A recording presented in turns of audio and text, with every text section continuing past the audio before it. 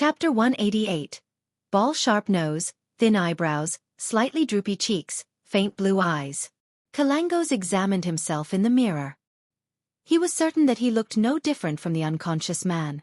After he rehearsed a few of the man's gestures, he bent down to drag the man off the ground and shoved him into a wardrobe.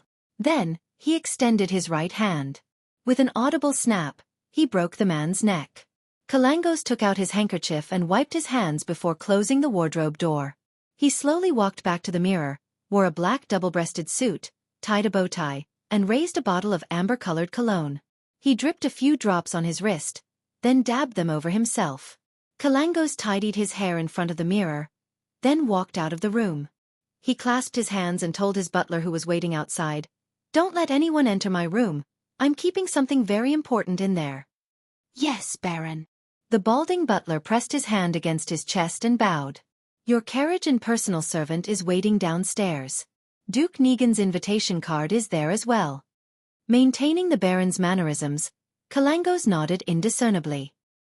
He walked towards the stairs in an arrogant manner under the company of his butler.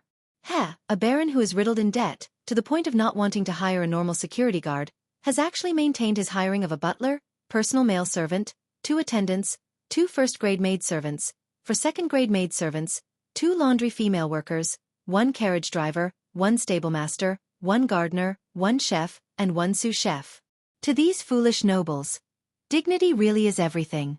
I even had to waste some of my time to learn the strange pronunciations and so-called noble slang.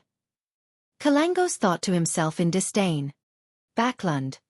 Cherwood Backlund. In a particular cramped apartment. Xiao Dericha sat cross-legged on a bed and looked at Fur's wall, who was reading a novel with the light from the window. This is so disappointing. Kalangos didn't leave any clues behind. We still haven't figured out what he's trying to do in Backlund. They had acted according to their initial plan and lodged a police report. Then, they secretly sent a letter to the local police station and described the strange situation at the crime scene in detail. They also mentioned that the suspect could be Kalangos. The police station responded as they had predicted. The policemen were very careful, and they transferred the case directly to the mandated punishers. After a day's time, the news that Rear Admiral Hurricane had sneaked into Backlund was widely spread among all enforcement teams. Xiao and Furs also left the place they originally rented and hid to investigate in secret. They didn't want to be brought back to the police station to help with the official investigation. The mandated punishers, Nighthawks, and Machinery Hive Mind were all hostile towards non-official Beyonders. The churches viewed them as potential criminals. Hence, not only were Xiao and Furs avoiding the possibility of Kalangos's pursuit, but they were also hiding from the enforcement authorities. If we could discover his purpose so easily, Kalangos would have been buried in a cemetery long ago, and the tombstone would be covered in weeds, Furs replied casually. We need to wait patiently. As long as the authorities continue to take this much interest in him, Kalangos will definitely make a mistake. I've got to say, I'm quite envious of a mystical item that can allow one to change appearances. Xiao hugged her knees and looked out the window. I'm just worried that Kalangos will take action soon and then flee from Backlund before anyone can respond. If that happens, I don't know when I'll be able to advance to Sequence 8, let alone Sequence 6 or Sequence 5. She paused and muttered as her mind spaced out. I don't know when I'll be able to take back the things that belong to our family. It's been almost a year since I last saw my younger brother. Furs gave her a comforting smile.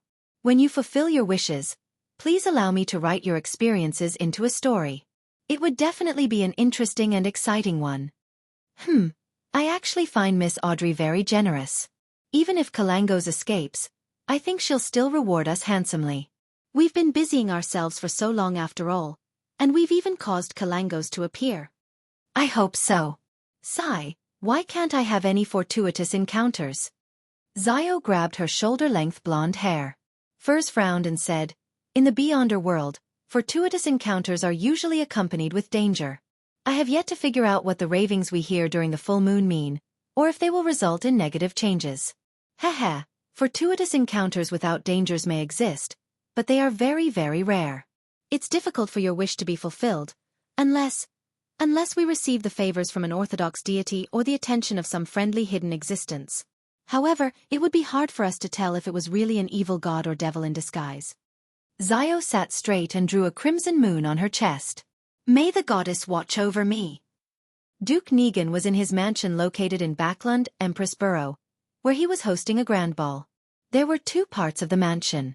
One was the dancing hall located on the ground floor, which was covered with glamorous stone slabs carved with complicated patterns. There was the Duke's excellent ensemble playing music in a corner. Up the stairs, there was a winding corridor that circled the hall located on the second floor. The guests were holding their glasses, leaning against the railing, overlooking the people dancing on the ground floor as though they were enjoying a fencing match from the stands. Occasionally, a gentleman would walk before a lady or his wife to invite them to dance. If the invitation was accepted, both of them would walk down the stairs hand in hand and enter the hall. On the far side of the corridor, there were doors after doors. They were rooms that had been allocated to the guests as their resting quarters. But behind a French door was a corridor, and on both sides of the corridor were various gypsum statues.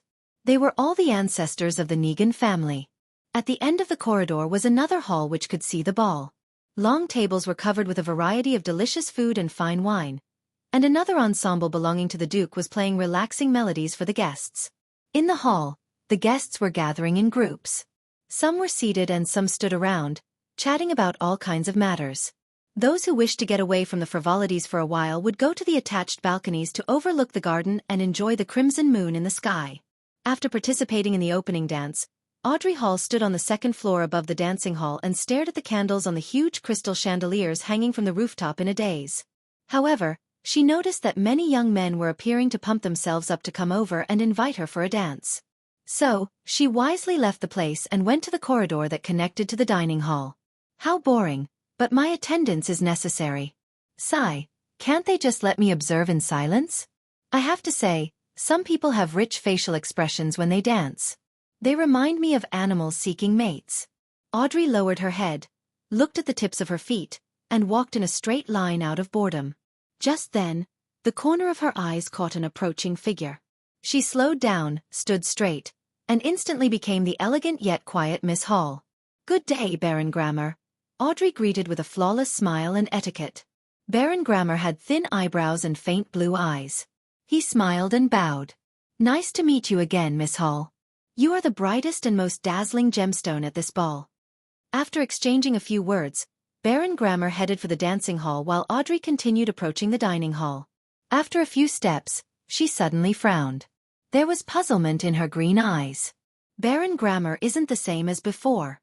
In the past, when he sees a pretty lady or madam of a higher rank than he is, and one that's relatively prettier, he would look to the side without looking at them directly. Then, he would steal glances constantly. But today, he appears very confident. Also, his cologne smells off. In the numerous parties in the past, his body would emit the final note of the amber cologne fragrance, musky yet faint, not ostentatious yet elegant. In other words, he would spray the cologne a few hours earlier to let the front and middle notes disperse before the gathering. But just now, his cologne was amber in middle note, rich and refined. Audrey slowed down her footsteps. As a spectator who had completely digested her potion, her sensitivity towards details wasn't anything other beyonders could compare to. Suddenly, she thought of a possibility. Her green crystal-clear eyes froze. It couldn't be Kalangos in a disguise, right? The creeping hunger has the power to change a person's appearance. The more Audrey thought about it, the more possible it seemed. She felt uptight as she turned nervous and panicky. If he really was Rear Admiral Hurricane, what is he trying to do? It's a pity that I can't bring Susie to the ball. Otherwise, I could ask her to observe Baron Grammer. No way, I have to warn father. Amidst her frantic thoughts, Audrey quickened her pace and entered the dining hall. She found Count Hall, who was talking to the chief cabinet secretary and others. She flashed a flawless smile and walked over. She held Count Hall by his arm and told the others, "Gentlemen, do you mind if I borrow Count Hall for a few minutes?" "Beautiful lady, it's your right," the few gentlemen said in a friendly response. Audrey held Count Hall by his arm and moved to the nearest balcony. They found a quiet, uninhabited corner, and she said to her middle-aged father, who was getting plump, "Father, I have something to tell you." Count Hall was smiling fondly at his daughter, but he got serious when he saw her serious facial expression. "What's the matter?" "I ran into Baron Grammer earlier, but there are things about him that are different from the past. For instance, his cologne was in the middle note of the amber fragrance. It used to be the end note. And Audrey continued with the things that she found different. It could be explained as being sensitive and meticulous. After she described what she had noticed, she weighed her words and added, I heard from Viscount Glaint that Rear Admiral Hurricane Kalangos has the ability to take on other people's appearance. Hasn't he been in Backlund recently? Count Hull listened to her carefully, and his face grew abnormally grave. But he soon flashed a smile and comforted his anxious daughter. I'll take care of this. Go look for your mother and stay with her. She's at the lounge in this hall. Okay. Audrey nodded obediently. On the way back to the lounge, she turned around and looked at her father. She saw that Count Hull was talking to another noble softly, and he wore a rather solemn look. Audrey couldn't help but feel anxious. She felt that she needed to do something to make sure that her father, mother, and brother didn't get hurt. She surveyed the area and changed the direction in which she was heading in. She left the dining hall and found Duke Negan's small prayer room. She pushed the door closed and locked it behind her. She looked at the symbol of the Lord of Storms before her, and subconsciously found a remote and dark corner. Audrey sat down with her body leaning forward. She clasped her hands together into a praying position and supported her forehead. Then she recited softly in Hermes, The fool that doesn't belong to this era, you are the mysterious ruler above the gray fog. You are the king of yellow and black who wields good luck. Chapter 189. Prayers and Replies. Tingen City, Daffodil Street. Klein was discussing the latest play with Benson and Melissa and was inviting them to watch it at the theater next weekend. I think the newspapers have said enough about it. The Return of the Count is definitely a play that's worth watching. It's already been performed more than 10 times in Backlund, and it's sold out each time. I think that we shouldn't miss this opportunity. Klein, who had lacked sources of entertainment, was unwilling to give up. After all, he had been an ardent follower of television shows back on Earth. Of course, if it wasn't for the maintenance of my image, I'd rather go to a bar and play billiards. Yes, renting a venue for tennis isn't a bad choice. That can be considered as it's a leisure sport for the middle class. With my current fitness, as long as I don't encounter other Beyonders, I should be able to handle most opponents easily. Forget it, it can only be a passing thought for now. I still have to reinvestigate the figures associated with Lenivus in the morning, go for combat training in the afternoon, and search for the house with the red chimney in the evening before returning home. I sure am a busy man. Klein tried to remain optimistic. Noticing that Benson was inclined towards his suggestion while Melissa was still a little hesitant, Klein smiled as he added, I heard that the most popular supporting cast in The Return of the Count is a genius mechanic. All right, we do have to see a play at a large theater once in our lives. Melissa pouted and nodded her head grudgingly, but there was now a sparkle in her eyes. Klein was about to respond when he heard a buzzing in his ears. He became dizzy for a few seconds. Someone is praying to me. He supported his back with his right hand and chuckled. Then I shall wait patiently for the tickets to go on sale. All right, I'll be returning to my bedroom to write up a report. We also have to plunge into the sea of knowledge and hope that we don't drown.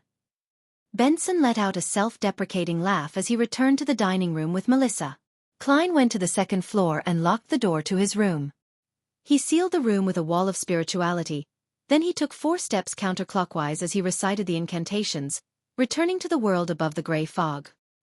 His figure suddenly appeared at the seat of honor in the magnificent palace fit for a giant. A pulsing crimson star reflected in his eyes. Klein lifted his right hand and extended his spirituality, establishing a connection with the star representing justice. With a boom, he saw a blurred, distorted image. He saw Miss Justice in a long beige regal dress sitting on a chair in a dark corner. Her head was bowed, her hands clasped. At the same time, her still nascent and nervous voice stacked in an illusory manner, reverberating around the space. The fool that doesn't belong to this era. You are the mysterious ruler above the gray fog. You are the king of yellow and black who wields good luck. I pray for your attention. I pray for you to listen. I'm at a ball held by Duke Negan and encountered someone who's suspected to be Kalangos. He is disguising himself as Baron Grammar, and his motives are unclear. I noticed today that some of the details regarding Baron Grammar were a little different than usual. This made me recall the appearance-altering Beyonder power that Kalangos's mystical item has. Klein listened seriously and carefully interpreted what was happening. Finally, he understood what Miss Justice was describing. Kalangos has actually used the special powers of creeping hunger to infiltrate Duke Negan's ball. But Kalangos probably didn't expect that one of the ladies at the ball is a spectator who has committed the mannerisms of Baron Grammar to memory. Hence, he doesn't realize that he's been exposed. What does Kalangos want? And what should I do? I've tried conducting the sacrificial ritual without spirituality-infused materials over the past 2 days and realized that I can create something like the Door of Summoning, but I'm unable to open it. I was going to find some time to purchase some materials with spirituality in the underground market to prepare for my second experiment. Miss Justice definitely wouldn't have spirituality-infused materials when she's attending a ball. Klein thought for more than 10 seconds before beginning his response to Justice's prayer. In a small prayer room in Duke Negan's mansion, Audrey repeated her prayers a few times before finally stopping. She tidied her clothes and walked quickly to the door. She knew that she couldn't be gone for too long because her parents would worry about her and thus misjudge the situation. It would cause them to react in the wrong way. Standing behind the door, Audrey took a deep breath, extended her right hand which was covered in a white veiled glove, and released the lock with a wary heart. After leaving the small prayer room, she followed the path back to the dining hall. She saw the figures holding wine glasses and plates get closer when her vision suddenly turned blurry. She realized that an illusory fog was spreading into the surroundings. In the middle of the thick wide fog was an ancient chair, and atop the chair was a mysterious presence that seemed to overlook everything. "Mr. Fool!" Audrey almost shouted in pleasant surprise. She then heard a deep, familiar voice. "I'm aware." The voice reverberated around the space as the fog vanished. Audrey's vision was still filled with images of the long tables of food and wine, as well as the bustling sights of interacting guests. The worry and unease in her heart vanished as she subconsciously straightened her back and entered the dining hall with light steps. She walked toward the recreation room in the dining hall. In the magnificent palace in the world of fog, Klein started to think about how to convey the message to the hanged man after finishing his reply to Miss Justice. I cannot just repeat the description to him since it undermines my authority. After all, what mysterious existence would personally take on the role of a messenger? He deliberated for nearly a minute before an idea came to him. He conjured the scene of Miss Justice praying and transformed it into something akin to a movie scene with the faces mosaicked and censored. He then extended his hand and tapped, launching the scene into the crimson star representing the hanged man. Backlund. Sherwood Backlund. At the Holy Wind Cathedral. The hanged man, Alger Wilson, was going through the investigation reports in a simple room, trying to find traces of Rear Admiral Hurricane Kalangos. Near his right hand was a stack of paper filled with many contorted symbols. Just as Alger was leaning back in his chair and rubbing his eyes, he saw his field of vision turn blurry. His line of sight was filled with thick, gray fog. There was an ancient chair which seemed to exist eternally, deep within the endless fog. Atop the chair was a faint human figure. Mr. Fool.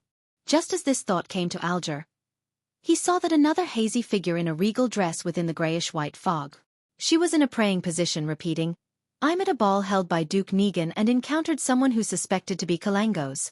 He is disguising himself as Baron Grammar, and his motives are unclear. I noticed today that some of the details regarding Baron Grammar were a little different than usual. This made me recall the appearance-altering beyonder power that Kalangos's mystical item has." Alger was shocked at first, then let out a look of pleasant surprise. He pressed his palm against his chest and lowered his head. "Praise you, Mr. Fool."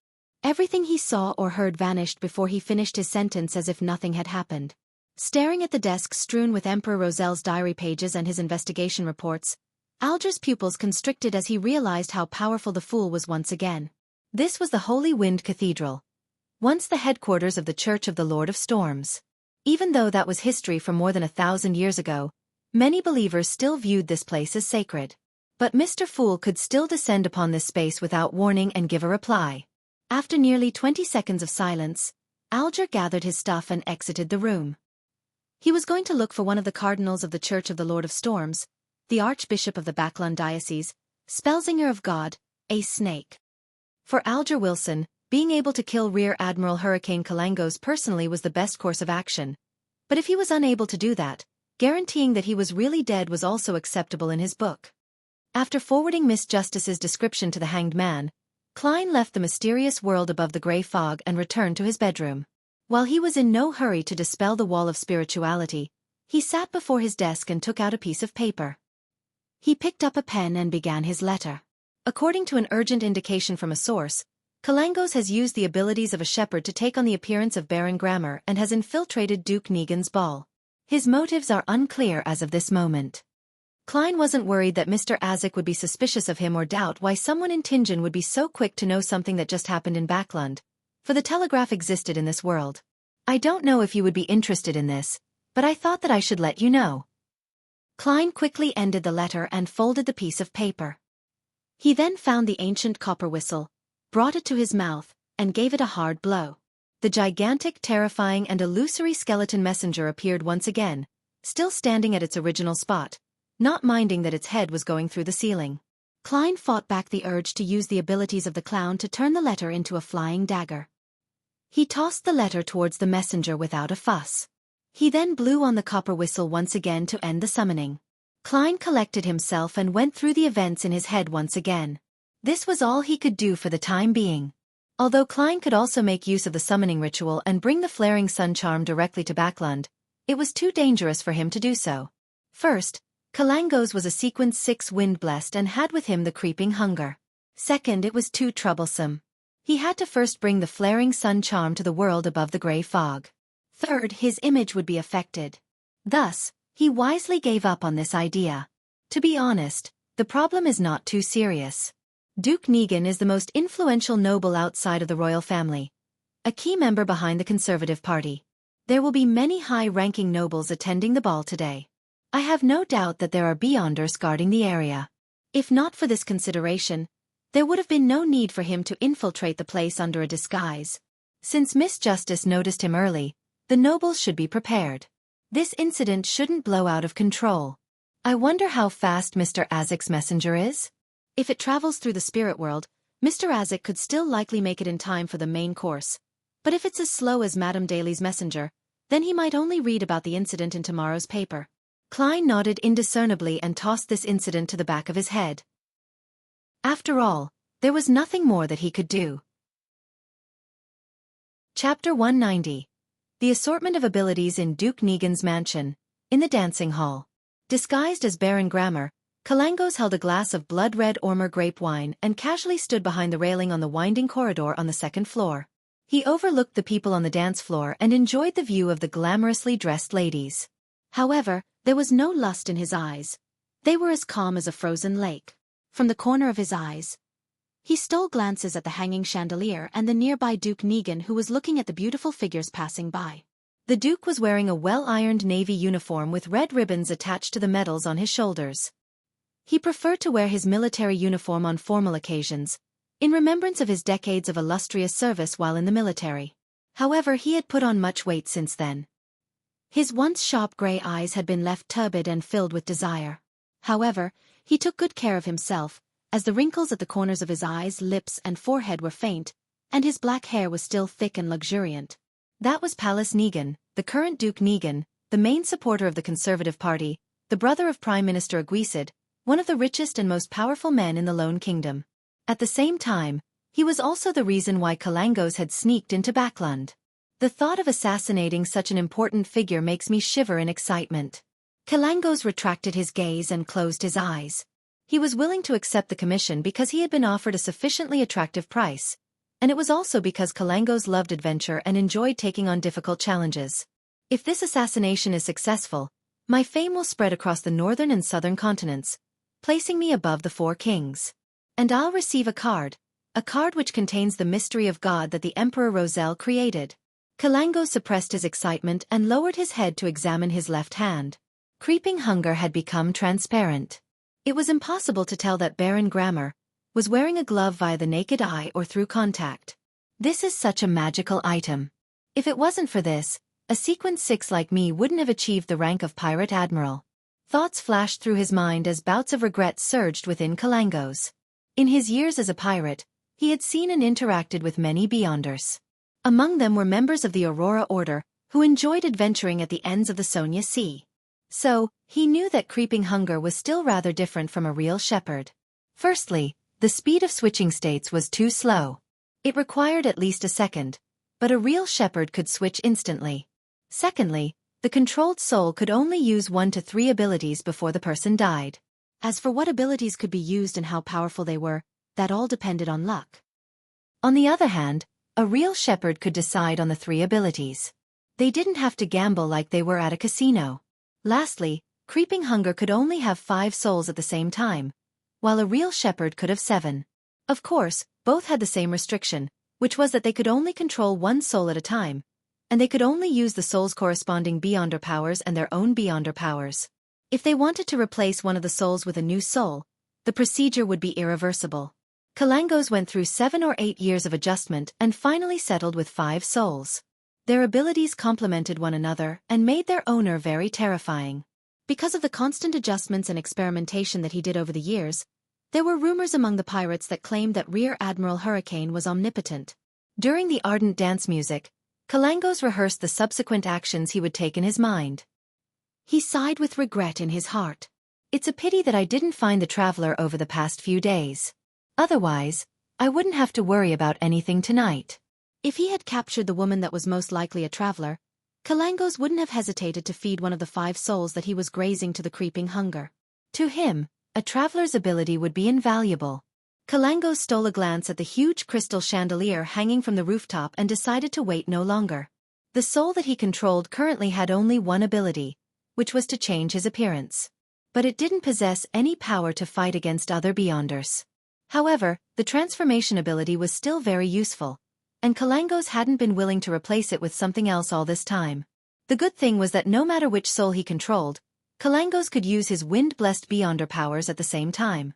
Finally, he acted as though his gaze was locking onto the curvy figure of a noble's wife before he swept it towards Duke Negan and all the gentlemen around him. Duke Negan is a staunch follower of the Lord of Storms, and he is a key figure in the influence the Church of the Lord of Storms has on politics. There must be a Beyonder from the Church of the Lord of Storms beside him who's protecting him. Although the Negan family isn't an ancient 1,000-year-old family, he's one of the wealthiest and powerful men in the kingdom. He's definitely searched for sequence potion formulas in secret or hired Beyonders. Kalangos's thoughts surged. He mentally eliminated gentlemen who were nobles and officers before locking his eyes on the man who was constantly beside Duke Negan. The man was brown-haired, blue-eyed, and wearing a black tuxedo. He was almost expressionless while he remained vigilant of his surroundings constantly. Kalangos nodded indiscernibly and pressed his right hand forward slightly. Whoosh! A sudden gust of wind swept in the area above the dance floor, extinguishing the chandelier's candles. At the moment between light and darkness, while everyone's attention was drawn away, a few wind blades slashed at the same spot on a metal chain supporting the crystal chandelier guised among the gusts of wind. Creak! With a harsh, shattering noise, the huge crystal chandelier plummeted straight to the dance floor. It made a loud crash, and people screamed in surprise. Shards of debris flew, cutting guests and leaving them screaming in pain and fear. The darkened hall was suddenly full of opportunities. Kalangos's glove squirmed and changed, condensing into a golden surface. His expression was imposing and his eyes saw through the darkness as he fixed his gaze onto the man next to Duke Negan. Suddenly, Kalangos's eyes shone like lightning. The Beyonder who was in charge of protecting Duke Negan suddenly let out a tragic scream and fell on the ground holding his head. He rolled around and struggled. With a swoosh, Kalangos's figure dashed through the darkness and charged at Duke Negan. However, in the deep recesses of his eyes, it reflected his target who didn't show any signs of panic. It was of utmost confidence. Duke Negan's plump figure stood erect on the spot and observed the incoming assassin as if he were looking down on him. He lifted his right hand and pushed forward. He murmured in ancient Hermes, "Imprison." In silence, Kalangos suddenly stopped. He was suddenly surrounded by a transparent wall, something that wrapped around him like a sticky liquid. It made him seem like an insect in amber, or a prisoner in prison. The leader of the Conservative Party nobles, the hereditary Duke Pallas Negan, was a Beyonder himself, a very strong Beyonder. Duke Negan spoke in a low voice again and waved his right hand. Flog! Pa! Pa! Kalangos seemed to be whipped by a shapeless whip. His clothing tore from the whipping as his skin was lacerated, revealing white bone. Then, Duke Negan leaned forward and held his right first. He declared in an imposing manner, "Death!" Pa! His arm waved as his entire body slammed into Kalangos's head with numerous afterimages. His fist had struck his target's head in an unavoidable manner. Kacha! Kalangos's head shattered, but the surroundings shattered as well. Duke Negan remained standing at his original spot. It was just a dream. It was unknown when the pirate admiral had already switched his ability and entered the nightmare state. Unlike an ordinary nightmare, he could still move his body after he dragged people into a dream. Kalangos stealthily appeared behind Duke Negan, and his cold gaze locked onto the Duke. Wrapped with high-speed spiraling winds, his right fist stabbed into the target's vest like a sharp blade. Whoosh! Amidst the howling of the wind, Kalangos's right fist punched straight through Duke Negan's body and through his heart. But Duke Negan's figure rapidly turned transparent, just like a soul that was summoned. After the nearly formless figure dissipated, Duke Negan appeared before the French door on the other side of the winding corridor. He wore a scrutinizing smile. Another Beyonder. They prepared ahead of time? To lay an ambush for me? How is that possible? Although Kalangos was unwilling to accept this fact, he dealt with it calmly. The glove on his left hand squirmed and took on the form of dark golden scales. His irises grew pale and became vertical. Then, a shapeless wave swept from every direction. Ladies and gentlemen were thrown into a state of uncontrollable fear at the same time. They left their hiding places and ran around aimlessly. The scene became chaotic. The Beyonders didn't dare to act recklessly as they were worried they might hurt their relatives and friends. Seizing the opportunity, Kalangos ran quickly as hurricanes whirled around him. He smashed through one of the resting room doors before smashing through an oriel window. Amidst the shattering sound, he leaped outside and flew a distance away from Duke Negan's mansion with the aid of the wind. The moment he landed, Kalangos immediately ran towards a forest ahead of him. It was a municipal garden, an escape route he had scouted out a while ago. Once he shook off his pursuers, he could change his appearance and blend into the massive population of Backland of more than 5 million people. That was also the reason why he dared to accept such a difficult mission. After a while, there was gale blowing towards Duke Negan's mansion. The Cardinal of the Church of the Lord of Storms, the Archbishop of Backland, Spellsinger of God, Ace Snake brought a few mandated punishers and flew towards the mansion. He couldn't inform the other Beyonders in time. Alger was one of the members that arrived with Archbishop Ace. However, he was in a bad mood because he saw the broken windows and the other Beyonders running out of the mansion. It meant that Rear Admiral Hurricane Kalangos had escaped. Chapter 191. Unclear motives. Kalangos lost his pursuers with the help of the wind after crossing a man-made lake. He surveyed his surroundings, intending to create the illusion that he had entered a ditch to escape into the Tussock River before turning to the financial center of Backland, the Hillston Borough. At that moment, his field of vision suddenly blurred. He saw the colors around him saturate in the darkness. The green trees became greener, their red fruits even redder. The dark blackness of the water became darker. Everything appeared to be splashed with pastel paint. Under the sky where the crimson moon was obscured, there were many indescribable, transparent figures, as well as different lustrous splendors that contained mysterious knowledge. Kalangos found himself coming to a halt as he floated in midair. Beneath his feet, dark water continually rose towards him. Under the water were pale white palms, reaching out for him. Not good. Kalangos realized that he had been ambushed. And the ambusher was definitely not weak. A giant humanoid skeleton suddenly appeared before him. The monster was 4 meters tall, and burning in its eye sockets were pitch-black flames. The bones on its body were blurry and illusory. Kalangos gave his enemy an expressionless look as he let out a sneer. At the same time, the glove on his left hand released a radiant light, appearing as if it was cast out of pure gold. Kalangos leaned back and spread his arms wide, as though he was trying to hug the sun. A bolt of pure, burning brilliance descended from the sky, enveloping the giant skeleton. The pastel-like world quaked in response, and the pale hands under the dark water evaporated one by one. This was the Beyonder powers of the Priest of Light. It was a Beyonder power from the Sun Sequence pathway. It was the nemesis of the undead. The radiant pillar of light dissipated, and the pitch-black flames of the giant skeleton instantly extinguished. It then turned transparent as it disintegrated in the air. Before Kalangos had the time to use the abilities of the Priest of Light to dispel the pastel-like world, his expression abruptly turned rigid. He saw another giant skeleton appear to his left. It was also 4 meters tall, its eyes burning with a black flame, identical to the monster from before. Immediately following that, the same skeletal monster appeared around Kalangos, one after another. 1, 2, 3. There were more than 100 of them. More than 100 pairs of burning black flames cast their gaze onto their target at the same time. Underneath him, the dark water surface rose higher, almost coming into contact with Kalangos's feet. Pale white hands extended outward, flailing them around constantly, as though they were grabbing at a life-saving straw. "Spread out and pursue him. Try to corner him," instructed the cardinal ace snake. He conjured a typhoon and took to the air, flying toward the direction where Kalangos had fled. Duke Negan and the rest didn't join the ranks of mandated punishers in consideration of their statuses. Instead, they stood at the windows or balconies to observe. It was also at this moment when the ordinary nobles who were running around frantically slowly calmed down. Due to the darkness and the undulating shouts, they were unsure of what exactly happened. All they knew was that Duke Negan might have encountered an assassin. Alger Wilson clenched his jaw and ran out of Duke Negan's mansion, following the path of the municipal garden into the Hillston borough. He wasn't willing to miss this opportunity, no matter how small the hope was. Suddenly, he heard a voice which was carried to him by the wind. "There's no need to continue the pursuit." No need to continue the pursuit? The voice of Cardinal Snake. Alger stopped after just running a few steps forward. He turned to look into the sky, puzzled. He saw Cardinal Snake, who was wearing a black robe adorned with many storm symbols, floating above the forest and the man-made lake and staring down.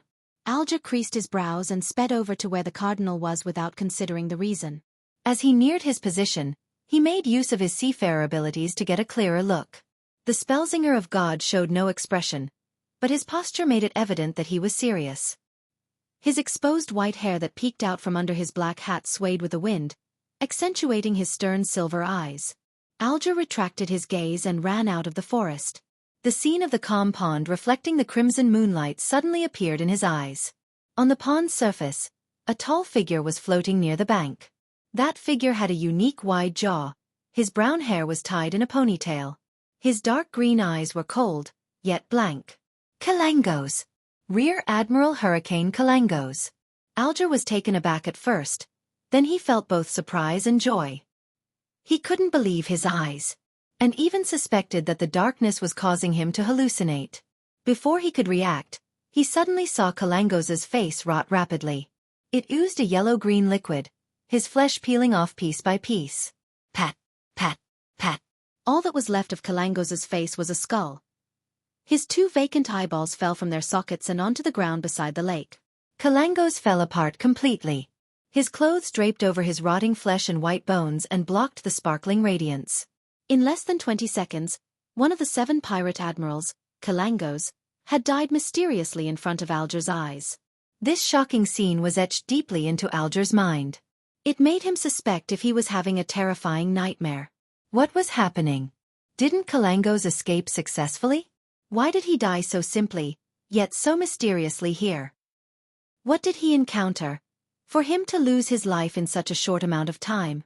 He's a Sequence 6 wind-blessed, the owner of creeping hunger. Who did it? What was the motive for killing Kalangos? Just as countless ideas flooded Alger's mind, he heard Spellsinger of God, Ace Snake's charismatic voice. "Did you give the information to anyone else? Is there anyone else who knows of this information?" Alger quickly calmed down. He glanced at Kalangos's remains and gave an explanation that he had prepared. "I reported the information to you the moment I found out about it."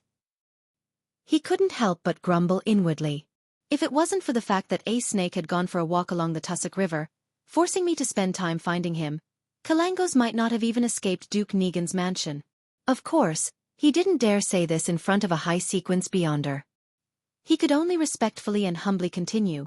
The personnel who received the information directly even sacrificed himself for it, and no one opened the letter during its transfer. I can vouch for this. But I cannot confirm if there was a leak at the source of this information. Since we could learn of it, others might have too. As Alger spoke, he formulated some guesses about who killed Rear Admiral Hurricane Kalangos. The person or organization who tasked Kalangos to assassinate Duke Negan. Since Kalangos had already successfully escaped and there was no threat of any information leaks, there's no need to kill him. If it were me, I would get Kalangos to lay low and try another assassination attempt when everyone was certain that he had left Backland. Also, Kalangos only trusts himself, so he wouldn't tell his assassination plan to anyone. Duke Negan has been organizing gatherings lately in preparation for his bill proposal in September, so there are abundant opportunities. Other than Kalangos himself, there's no one who can correctly predict when he would strike. Unless that person was a prophet. But that is unlikely. Other factions? Not possible. Miss Justice prayed to Mr. Fool to relay the information the moment she noticed a problem. There was no way another organization could have received the information at the same time. Mr. Fool. Alger was shocked as he thought of a possibility. The person who struck was Mr. Fool's adorer. He happened to be in Backland and thus lent a hand. The more he thought about it, the more Alger felt that this guess was close to the truth. Only the members and subordinates of the Tarot Club could have received the information in time. Only the help of the Fool's adorer could make it seem so mysterious and without motive. Just as he was immersed in his thoughts, Cardinal Snake fell silent for a moment. He told the rest of the mandated punishers who were making their way over, "Kalangos is dead. A high-sequence Beyonder, or someone who used a sealed artifact of a similar level killed him. But this is rather dangerous and highly unlikely. After a preliminary analysis, I believe that the high-sequence Beyonder is of the pathway of death, perhaps a member of the numinous episcopate, but not someone I know of. There's also the possibility of it being a member of another secret organization. The motive is unclear. The numinous episcopate originated from the southern continent. Legend has it that it was first formed by a descendant of Death in an attempt to revive Death. They were nearly eradicated after the southern continent was colonized, but they stubbornly survived and spread toward the countries of the northern continent. A high-sequence Beyonder. Yes, only a high-sequence Beyonder could kill Kalangos in such a short amount of time. Just a mere adorer of Mr. Fool is already at such a high sequence. That's a demigod. Alger once again looked at the pile of flesh and bone. He felt dissociated from everything as if he had lost all his emotion. He stood there in a daze, watching everything. If I happened to betray Mr. Fool one day. He suddenly had such a thought. Immediately, the terrifying scene of Kalangos rapidly rotting appeared in his mind. Alger couldn't help but shiver and lower his head. At the same time he relaxed. Since he couldn't escape or fight back, then he could only choose to be loyal. Phew. With Kalangos dead, no one can threaten me with that secret anymore. He exhaled, his worries completely vanishing. In Duke Negan's mansion, Audrey Hall, who was discussing the assassination with her mother and the other nobles, saw her father appear at the door. She found an excuse and left the resting room for the balcony at the main hall. Father, is something wrong? Audrey looked at Count Hall with her green eyes. Her green eyes had come from her mother, not her father. Count Hall smiled. It's been resolved, my child. You need not worry any longer. Did you tell anyone that Baron Grammar was an impostor? No. Audrey shook her head firmly. I only told an almost godlike existence. She added in her heart. She thought for a moment, then explained herself. After I told you, I went to the bathroom, then to where Mother was. You can ask her. I see. Count Hall nodded and didn't say anything else before mentioning, Kalangos is dead. Someone killed him. Who? Audrey was as shocked as she was excited. No idea. We can't even figure out why the murderer killed Kalangos. It's truly incomprehensible. Count Hall paused. Perhaps it's a person or an organization. A secret and powerful organization. Unclear motive. A secret, powerful organization. Could it be Mr. Fool's adorer? It could be our Tarot Club. Audrey suddenly had an epiphany. Chapter 192. Attention. Audrey analyzed many things at once as her mind whirled. Mr. Hanged Man said that Kalangos was a lone wolf who doesn't trust anyone. Only he would know of his own plan. Other than my early discovery of him, there shouldn't have been anyone else who knew he would attempt the assassination tonight. I only told Father and Mr. Fool that I suspected that Kalangos was disguised as Baron Grammar. Although there's a telegram cable in Duke Negan's mansion and he would have been able to send out information in time to ask for help, there's no reason to hide that. Dad's puzzlement implies that the powerful being that killed Kalangos wasn't within their expectations. Combining all of the above, I can almost be certain that the person who killed Kalangos was Mr. Fool's adorer. Plus, Only the unique model of the Tarot Club can create such a strange situation with unclear motives. Kalangos was a sequence 6 wind-blessed, and he had the magical item, the creeping hunger. To be able to quickly kill him without leaving any traces behind, it could only be a high-sequence beyonder known also as demigods, right? Or maybe he used a sealed artifact which possesses immense danger. Regardless of the possibility, it shows that Mr. Fool's adorer is extremely powerful. Mr. Fool lives up to his reputation. Regardless, I certainly provided clues. So Mr. Hanged Man has to carry out his promise and pass me the pituitary gland of a rainbow salamander. This should be our Tarot Club's very first mission, right? One of the 7 pirate admirals, Kalangos, died because of us. Looking at his daughter who seemed excited, Count Hall, who was a handsome man in his youth, coughed lightly and warned his daughter with a mask of solemnity. Audrey, I know that you're very interested in mysticism, and I normally tolerate it. But you mustn't be involved in this. You can't even ask about it. You will be introduced by the Queen to the Backland's social scene events by the end of this year. As an adult, you should clearly know and remember that a terrifying beyonder, or a powerful, hidden organization, is equivalent to danger. Do you understand that? Yes, Father, Audrey replied charmingly. I was just a little curious. Curiosity won't do either, Count Hall emphasized, and he couldn't help but let out a helpless smile. Okay. Audrey nodded obediently. I understand the whole incident better than you do anyway. She made a silly face in her head. Count Hall thought and said with a gentle smile. Regardless, you are the heroine tonight, the savior of Duke Negan. Half of the reason why Kalangos is dead is partially because of you, and it's the same with the bounty. Of course, if there's no one that admits to killing Kalangos and comes to receive the bounty, the remaining half of it will be yours too. Added together, it will be £10,000 in total. The bounty set up by the Intis Republic, the Faisak Empire, and other countries and organizations could be received as well. After conversion, there should be about £20,000 in total. Duke Negan promised that he would give you his holiday estate at Desi Bay as a gift. It includes a huge rubber tree plantation. I don't know the annual profit exactly, but it definitely won't be low. He spent £8,000 to buy it back then and later, even built a house and purchased good quality seeds for planting. Audrey, who already had an inheritance of £300,000, was considered rich. However, a reward that was almost £40,000 was still a huge amount of income. Many noble ladies wouldn't even receive such a figure as a dowry. In an allied marriage of a noble and a businessman in August, Miss Mary Oldbury, the daughter of a millionaire, only had an £80,000 dowry. I never considered the bounty, Audrey muttered inwardly. Suddenly, she thought of something. If she were to receive the bounty and her name spread, the Hanged Man could easily find out who Justice was. This can't happen. As a member of the Tarot Club, I have to maintain a sense of mystery. Audrey looked towards her dad and reorganized her words. Dad, I'm a little worried. Why? What happened? Count Hall asked in concern. If it were to spread that I found out that Kalangos was disguised as Baron Grammar, I'm afraid that his underlings would take revenge on me. I'm afraid that whoever instructed Kalangos to assassinate Duke Negan would target me. Audrey tried to make herself seem pitiful, weak, and helpless. I'll hire someone to protect you, Count Hall replied. Then he nodded faintly and said, There's really no need for you to take such a risk. Plus, the person that killed Kalangos took the creeping hunger. Of course, to a high-sequence beyonder, that wouldn't be a strong enough motive for interfering. Yes, I'll inform Duke Negan to keep this a secret and tell someone else to receive the bounty on your behalf and compensate you in private. Then Count Hall smiled and said, You really are my daughter. You earned £40,000 so easily. This is more than 1/10 of your current wealth.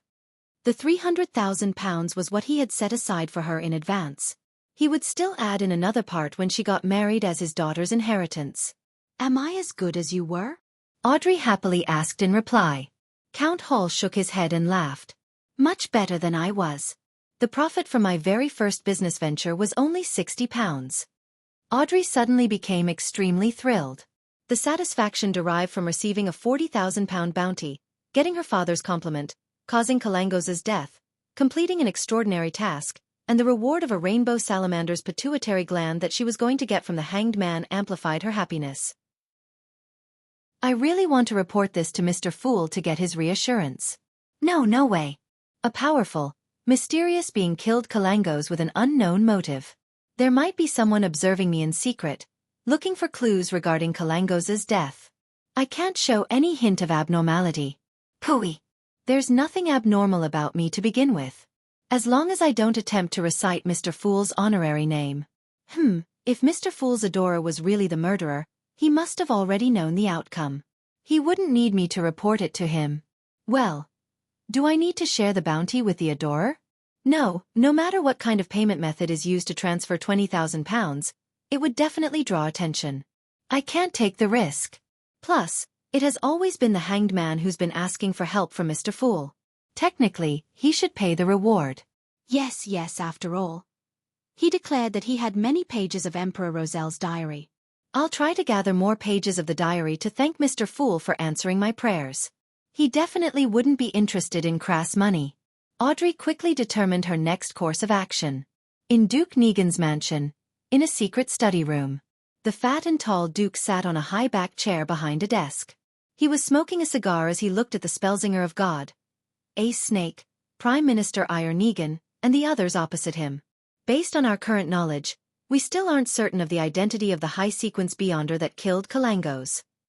Prime Minister Aguisid Negan had just rushed over from the king's side. Archbishop Snake nodded. We've determined that it wasn't any of the high-sequence Beyonders that we're familiar with or the numinous episcopate either. We have sufficient reason to believe that it's a powerful mysterious Beyonder we aren't aware of. Of course, we haven't eliminated the possibility that the person was using a dangerous sealed artifact. Duke Negan held his cigar and said, maybe it wasn't just a high-sequence Beyonder. There might be a hidden organization behind that person. A hidden organization that we don't know enough about. Otherwise, they wouldn't be able to lay an ambush for Kalangos so accurately. Yes, perhaps one of the guests at tonight's ball is a member of theirs. His brother, Prime Minister Aguisid stated solemnly. Regardless of that possibility, we have to be careful. We have to quickly find out the identity of the high-sequence Beyonder, the purpose of his presence in Backland, and why he killed Kalangos. A high-sequence Beyonder that they didn't know about, who wandering in Backland, was sufficient to draw attention from the government and 3 major churches. Although a Sequence 4 or Sequence 3 Beyonder might not be able to withstand the cannon attacks of their warships, there was no need for them to experience a frontal assault. They possessed too much of a mysterious power. Hence, they were existences even more dangerous than ironclad warships. Hence the reason why they were called demigods. Spellsinger of God, Ace Snake stood up and said, let me make some arrangements and get into contact with the Church of the Evernight Goddess, the Church of the God of Steam, and Machinery Hive Mind. His Majesty will allow the military and the intelligence agencies to cooperate, Prime Minister Aguisid promised. In a hotel in the North Borough of Backland, Azek sat under a gas lamp and looked at the glove before him. The glove was very thin, as though it was made from human skin. It seemed that as long as it was filled with flesh and blood, it would turn into a hand. Azek looked at it for a very long time. His face suddenly contorted in agony and pain as he muttered, I seem to have cooperated with them before. Klein didn't sleep well the entire night because he didn't receive any reports from Justice or the Hanged Man, nor did he receive any reply from Mr. Azek. He kept thinking about the outcome of the incident with Kalangos. It must have been quite a scene if Miss Justice and Mr. Hanged Man didn't dare to contact me recklessly. But why didn't Mr. Azek reply to my letter? Did he not get involved, or was there an accident? Did Kalangos hurt him? Klein extended his hand and covered his mouth as he yawned. He got onto the trackless carriage that headed for Zutland Street. Extra. Rear Admiral Hurricane Kalangos killed in Backland. Extra. Rear Admiral Hurricane Kalangos killed in Backland. Just as the carriage was about to set off, Klein suddenly heard the paperboy, which was also one of the Emperor Roselle's inventions. Klein was momentarily stunned as he quickly fished out a penny and bought the Tingen Morning Post. Many passengers made the same choice. He opened the newspaper and quickly read the headline. Pirate Kalangos shot dead by Duke's bodyguard in Backland. Kalangos died? Mr. Azek did it?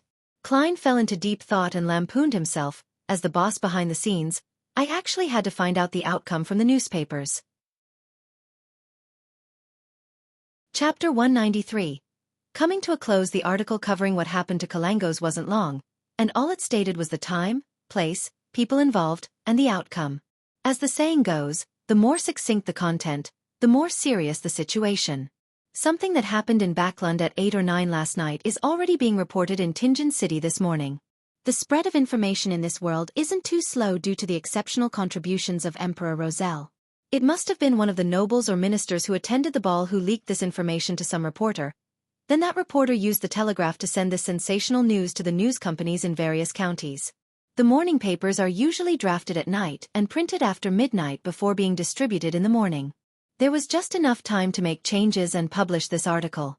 Just based on this news, the Tianjin Morning Post would be able to sell an extra 1,000 copies. And that's only considering just this city. Klein's thoughts became more and more distracted before finally calming down. Since Rear Admiral Hurricane Kalangos is dead, that means that even if Mr. Azik is injured, it wouldn't be too serious. If it was serious, he definitely would have been captured by the mandated punishers or Duke Negan's Beyonder bodyguards that were in pursuit of Kalangos. And when facing such a situation, Miss Justice and Mr. Hanged Man would definitely try their best to report it to me. The latter not happening is enough to indicate that everything is under control. Yes, if Mr. Azik doesn't give me a reply, or if Miss Justice and Mr. Hanged Man do not pray to me by tonight, I'll blow the copper whistle once again to summon the messenger and send over a letter of inquiry.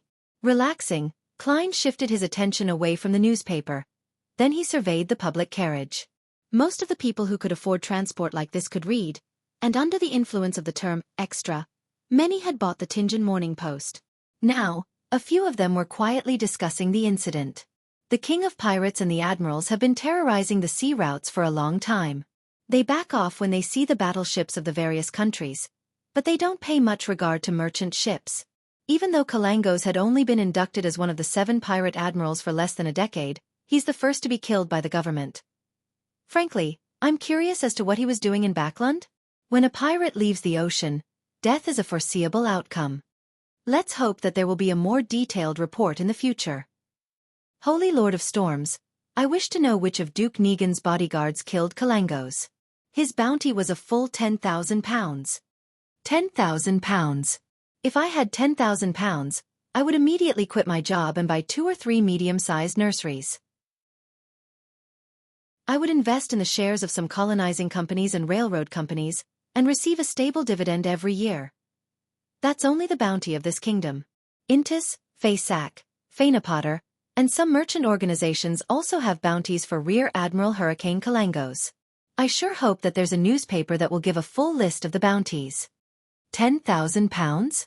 Klein was shocked to hear that. With his already impressive pay, he would have to take 20 years to be able to save up that much money even without eating or drinking. If only. Forget it. There's nothing I can do either. It would be impossible for me to claim the bounty. He folded the newspaper a little dejectedly and looked out the window of the carriage. At this point, he finally concluded that the incident with Rear Admiral Hurricane Kalangos had come to a close. All that was left was to tie up the loose ends, such as the batch of Roselle's diary that the Hanged Man had promised him. Backlund. Charwood Borough. Furs Wall and Zio Derry Cha were walking along the street towards the nearest branch of the Varvat Bank. My money seems to disappear without me noticing. Furs sighed. Zio felt the same way. That's right. Luckily, my book, Stormwind Mountain Villa, is rather popular, and there are still royalties being sent to my account. Otherwise, I'd have to find a clinic or a hospital and become a doctor once again. Furs let out a sigh, both in satisfaction and in worry. Zio was silent for a moment before carefully asking, will the investigation of Kalangos affect your status as an author? After all, we could be under the attention of the mandated punishers, Nighthawks, and the rest. No, the only one they would focus on is you. Furs laughed. You were the one who sent someone to make a police report. Same for the one who sent the letter and the one famous among the alleys and gangs of the East Borough. As for me, Furs Wall, I'm still the popular best-selling author. Zio said in a daze. So you've just been accompanying me all this time? Furs stroked her hair and laughed. Don't you find that this was an interesting experience? This experience has provided me with the much-needed inspiration for my work. My next novel will be about a sudden brutal murder. Zio paused, not knowing how to continue the conversation. All she could do was continue walking forward bitterly, forgetting to make a turn until Furs dragged her back. At that moment, they heard a paperboy shout. Extra! Extra!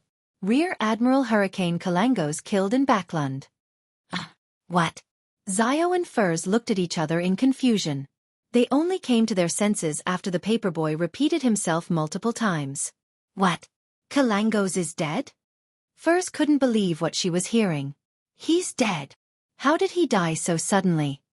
Zio, who was trying to hide from the prosecution of this merciless pirate, was shocked and dazed. Doesn't this have to follow a normal procedure? First, they find clues to confirm Kalangos's motive. Then they would gather powerful Beyonders and ambush him. Killing the pirate was the last step. But Kalangos was killed even though the first step hadn't been completed yet. He died just like that. Furs and Zio exchanged looks as if they were two marble statues. Nearly a minute later, Zio charged towards the paperboy and bought a copy of the Tussock Times. This was one of the 3 most distributed newspapers in the Lone Kingdom. Oh, Kalangos is really dead. Killed by Duke Negan's bodyguard. Oh goddess, Negan's bodyguard is... Zio gasped, leaving out the powerful Beyonder that she had wanted to say. Furs looked at her good friend in pity. To think that you would believe everything the newspapers say. All right, perhaps someone realized Kalangos's motive in advance, and the mandated punishers, Nighthawks, Machinery Hive Mind, and the military cooperated and executed a successful ambush. Zio froze and exhaled. We don't need to worry about it any longer. We can go back to our normal lives, but we have to avoid the sphere of influence of that police station from before. She looked at Furs and asked a little worried, how much do you think Miss Audrey will pay us now? I know that a few £100 wouldn't be too much to her, but we haven't really completed what she asked of us. No, at least we made Kalangos appear on his own accord.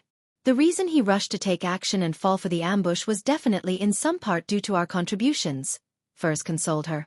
With Miss Audrey's generosity, she'll give us half the reward even if she's not giving us all of it. Let's hope so. Zio took in a deep breath and had an expectant gaze. I wonder who will claim that bounty of £10,000. It sure invites the envy of others. If I had that much money, I'd have become a sequence 7 or 6 long ago, but I missed the opportunity time and time again. Furs also felt a little sorry, but she reminded her friend, Zio, let us not contact Miss Audrey for the time being. Let her contact us on her own accord. There are too many hidden details surrounding the death of Kalangos. Looking for Miss Audrey abruptly could put us in a dangerous situation. Zio first nodded before saying in surprise, how did you know that I was thinking of heading to Empress Borough? Try guessing. Furs laughed in response. After a busy morning, Klein returned to the Blackthorn Security Company. He reported to Dunn Smith, Captain, the people connected to Lenivus that I'm in charge of investigating have no problems. They were merely victims, not associated with any Beyonder incidents. Dunn placed both his elbows on his desk. Then stop that for the time being. We shall place our focus on the more likely suspects after the rest of the members have finished with their investigations. We cannot direct all our manpower onto this incident. We have to guard against other sudden incidents. All right. Klein was about to stand up and head to lunch when he suddenly heard knocking on the door. Please enter, Dunn said in his mellow voice. The handle moved and Rosen peeked inside. Captain, someone is here with a mission. A mission. This seems to be targeted at the Blackthorn Security Company and not the Nighthawk Squad. So, who mistakenly came to us this time? Klein wondered to himself. Dunn thought for a moment before saying, we can go hear the request out and reject it if it's too troublesome. He arranged his shirt and vest as he walked out of the office. He made his way through the partition and towards the sofa in the receptionist area. Klein and Rosen followed curiously behind. There were 2 ladies on the sofa. Both of them were wearing black hats and dresses without any extra color. One of the ladies was plump and had fair skin. Her face was completely obscured by the black veil of her hat. Klein felt a sense of familiarity when he saw her, as though he had seen her somewhere before. Just as he was recalling, he heard the skinnier lady beside her speak. The mission we would like to entrust to you is for you to track and monitor Madame Sharon and find evidence of her crimes. Madame Sharon? Klein suddenly had an epiphany, and recalled where the sense of familiarity came from. The lady that remained silent was the wife of Member of Parliament Maynard, the daughter of the new party's leader. She finds it hard to accept the death of her husband and is unwilling to accept the conclusion the police department came to, So she came to a security company in private to do another investigation? To think that she came directly to us. Klein shook his head and laughed to himself. Chapter 194. Infiltration Madame Sharon? Dunn obviously knew of Baron Coe's widow, a famous socialite in Tianjin. Maynard's wife turned her head to shoot a glance at the scrawny lady who came with her to the Blackthorn Security Company, but she didn't speak for herself. The scrawny lady in the black dress and hat weighed her words before she spoke. Yes, Madame Sharon, the wife of the deceased Baron Coe. She stammered, then suddenly spat in anger. She's a bitch. Upon hearing her curse, Klein suddenly recalled the porno that he had seen and Madame Sharon's behavior, which appeared nervous on the surface but was calm deep down. That made him believe the rumors about her, and he felt sorry for the deceased old baron. It's not like Madame Sharon can't remarry, but her loose behavior really makes the old baron's grave a perfect nesting ground for cuckoos. Dunn didn't have much of a change in his facial expression. He sat on the sofa opposite and said with his mellow voice, "But that doesn't make her a criminal. You know clearly, and I know it clearly too. Madame Sharon is very influential in Tianjin. If we were to follow her and monitor her, there could be very serious consequences for us." "She's a criminal," the scrawny lady said angrily. "She caused my brother's death, but those lovers of hers pressured the police department and made them pronounce that my brother died of excessive drinking and continuous indulgence in sexual pleasure. They are all criminals. Those." Klein realized that the scrawny lady was Maynard's sister while feeling sorry for the old baron once again. That's right, for such a scandal, she would definitely not send a maidservant here. It's better if the request is made by family. He nodded his head in enlightenment. Mrs. Maynard patted the back of the scrawny woman's hand and added with a deep yet cold voice, "She's a criminal. If you suffer any damages because of this, I will compensate you for your losses." That tone. She lives up to her identity as the daughter of the new party's head. If the police department wasn't very confident with the result of my mediumship ritual, I'm afraid they would have submitted under her pressure. Klein lampooned inwardly. Dunn was silent for nearly 20 seconds before he said, "All right. I have another question. Why do you seem to be so certain that we would find something?" The scrawny lady nodded and said, "The tobacco merchant Vicroy introduced us here. He said that you're the cream of the crop in this industry and can complete missions that others aren't capable of completing." The tobacco merchant Vicroy. Who's he? Klein looked at Captain subconsciously and noticed that Dunn Smith looked really confused. I'm so silly. Why did I hope for Captain to remember something like this? After all, even I don't quite remember. He sighed. The scrawny lady saw that the two elite mercenaries looked confused, so she added, "You saved his kidnapped son." "Oh, him. That kidnap case led me to the discovery of the Antigonus family's notebook." Klein was suddenly enlightened. Dunn nodded slightly and said, "I understand." Upon seeing this, the scrawny woman laid out her offer. "You ought to tail and monitor that bitch for 2 weeks. Even if you don't find any evidence of her crime, you have to take note of who visited her and who she visited. We will pay £50 for this. And if you find evidence of her crimes, we would pay another additional £200. That's a large sum of money." When Klein suddenly recalled that he had only spent £7 to hire Detective Henry to gather so much information about red chimney houses, he became a little ashamed. Dunn thought for a moment before saying, "No problem, we can sign the contract now. You'll have to pay a deposit of £20 up front." "Captain, we're really lacking in manpower right now. There's the huge case regarding Lenivas." Klein didn't expect Dunn Smith to accept the mission, although he, himself, was quite keen on accepting it. Mrs. Maynard nodded slightly and said, "No problem. I believe in you. Please don't disappoint me." Dunn smiled but kept quiet. He turned his head and told Rosen, "Please write up a contract." When the contract was signed and the deposit was paid, Dunn watched Mrs. Maynard and the scrawny lady leave the Blackthorn Security Company. He then looked sideways at Klein and said, "This mission will be yours." Huh. Klein looked confused. Dunn smiled and said, "Didn't you want to learn tailing techniques and monitoring skills? This is a great opportunity. It also turns out that you're done with your part in the Lenivas case." All right. Klein didn't reject the assignment. Just as he accepted, his mind began whirling quickly.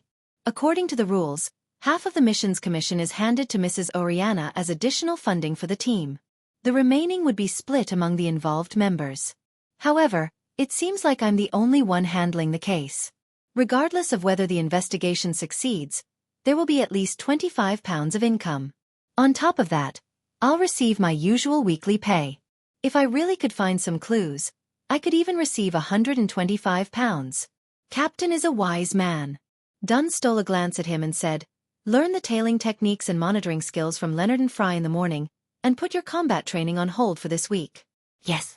I think you're quite well trained already, so I'll send someone to inform Gawain."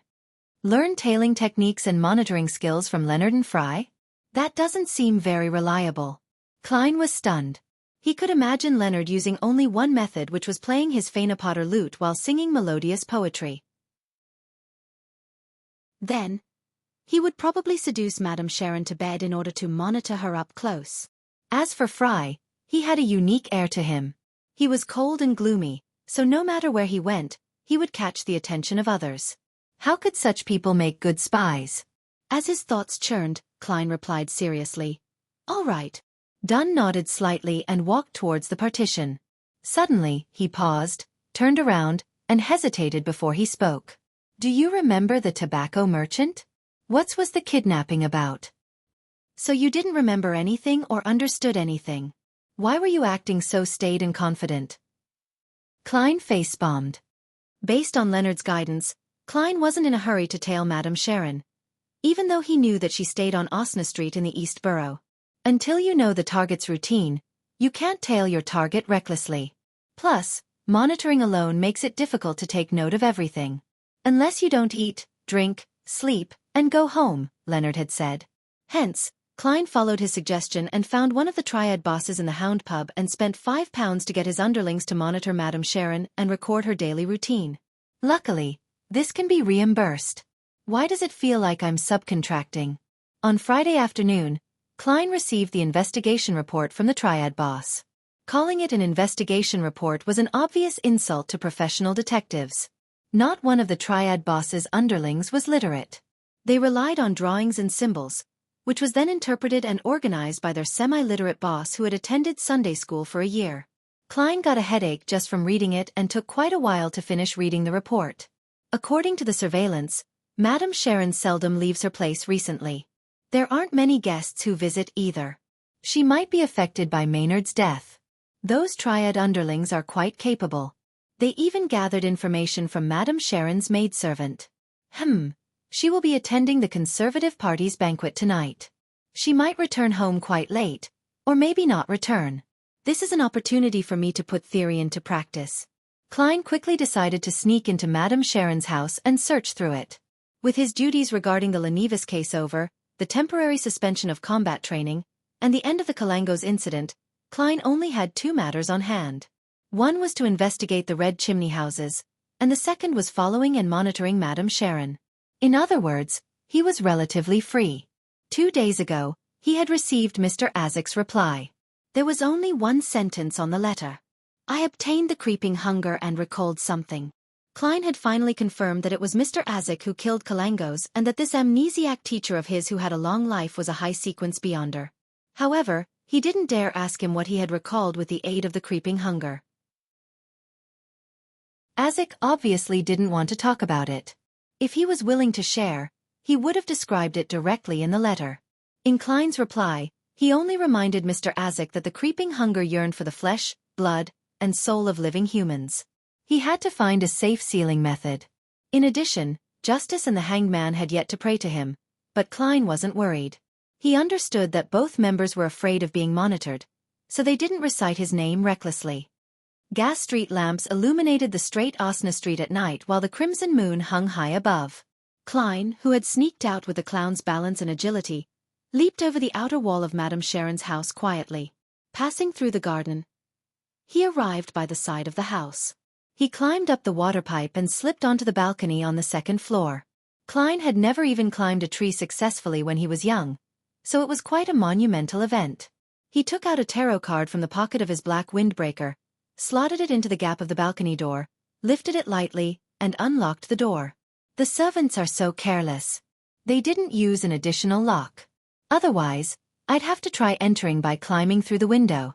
Klein muttered silently and entered the house. Based on the information provided by the Triad boss, he found Madame Sharon's bedroom easily. He turned the knob and stepped into the room. He closed the door carefully and suddenly smelled a faint fragrance. It reminded him of the fragrance of a woman that caused the blood vessels of other people to swell. Klein felt a little faint, and he even felt his body reacting. He immediately calmed down with cogitation and made a self-deprecating comment. She's using an aphrodisiac as perfume.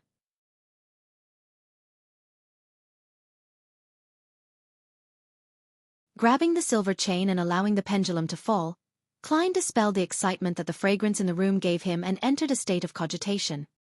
His eyes turned dark as he chanted to himself. There is a secret room or hidden partition in this room. There is a secret room or hidden partition in this room. After reciting it 7 times, Klein's eyes regained their normal color. He looked at the dangling topaz, which was turning counterclockwise. It was a negative result. Klein nodded slightly and left Madame Sharon's room. According to the process from before, he went through the study, the living room, the greenhouse, and other parts of the house, but he didn't find any clues of value. He didn't use dowsing rod seeking since he didn't exactly know what he was looking for. Klein took out his silver pocket watch and gave it a look. He confirmed the time before returning to Madame Sharon's bedroom. Carefully closing the wooden door, Klein took out the silver dagger used for rituals and released his spirituality, allowing it to fuse with the powers of nature and seal the room. He was going to summon himself. He was going to go through the safe using his spirit and check the things inside. Grandpa doesn't need to know how to lockpick, Klein proclaimed in Mandarin. The process was simple since he was praying to himself. He didn't have to be too particular. Klein took out a candle infused with sandalwood and ignited it using his spirituality. That was going to be his altar. I summon in my name, the fool that doesn't belong to this era, the mysterious ruler above the gray fog, the king of yellow and black who wields good luck. The incantation reverberated around Madame Sharon's bedroom. Klein's spirituality poured out from within him, gently fusing with the candle flame to become a gray, palm-sized veil of light. He then took 4 steps counterclockwise, made his way through the mad ravings, and into the world above the gray fog. He saw the door of summoning appear behind the seat of honor at the ancient long table. Klein was about to react when he froze. I should perform a divination to see if I can discover any clues since I'm already here.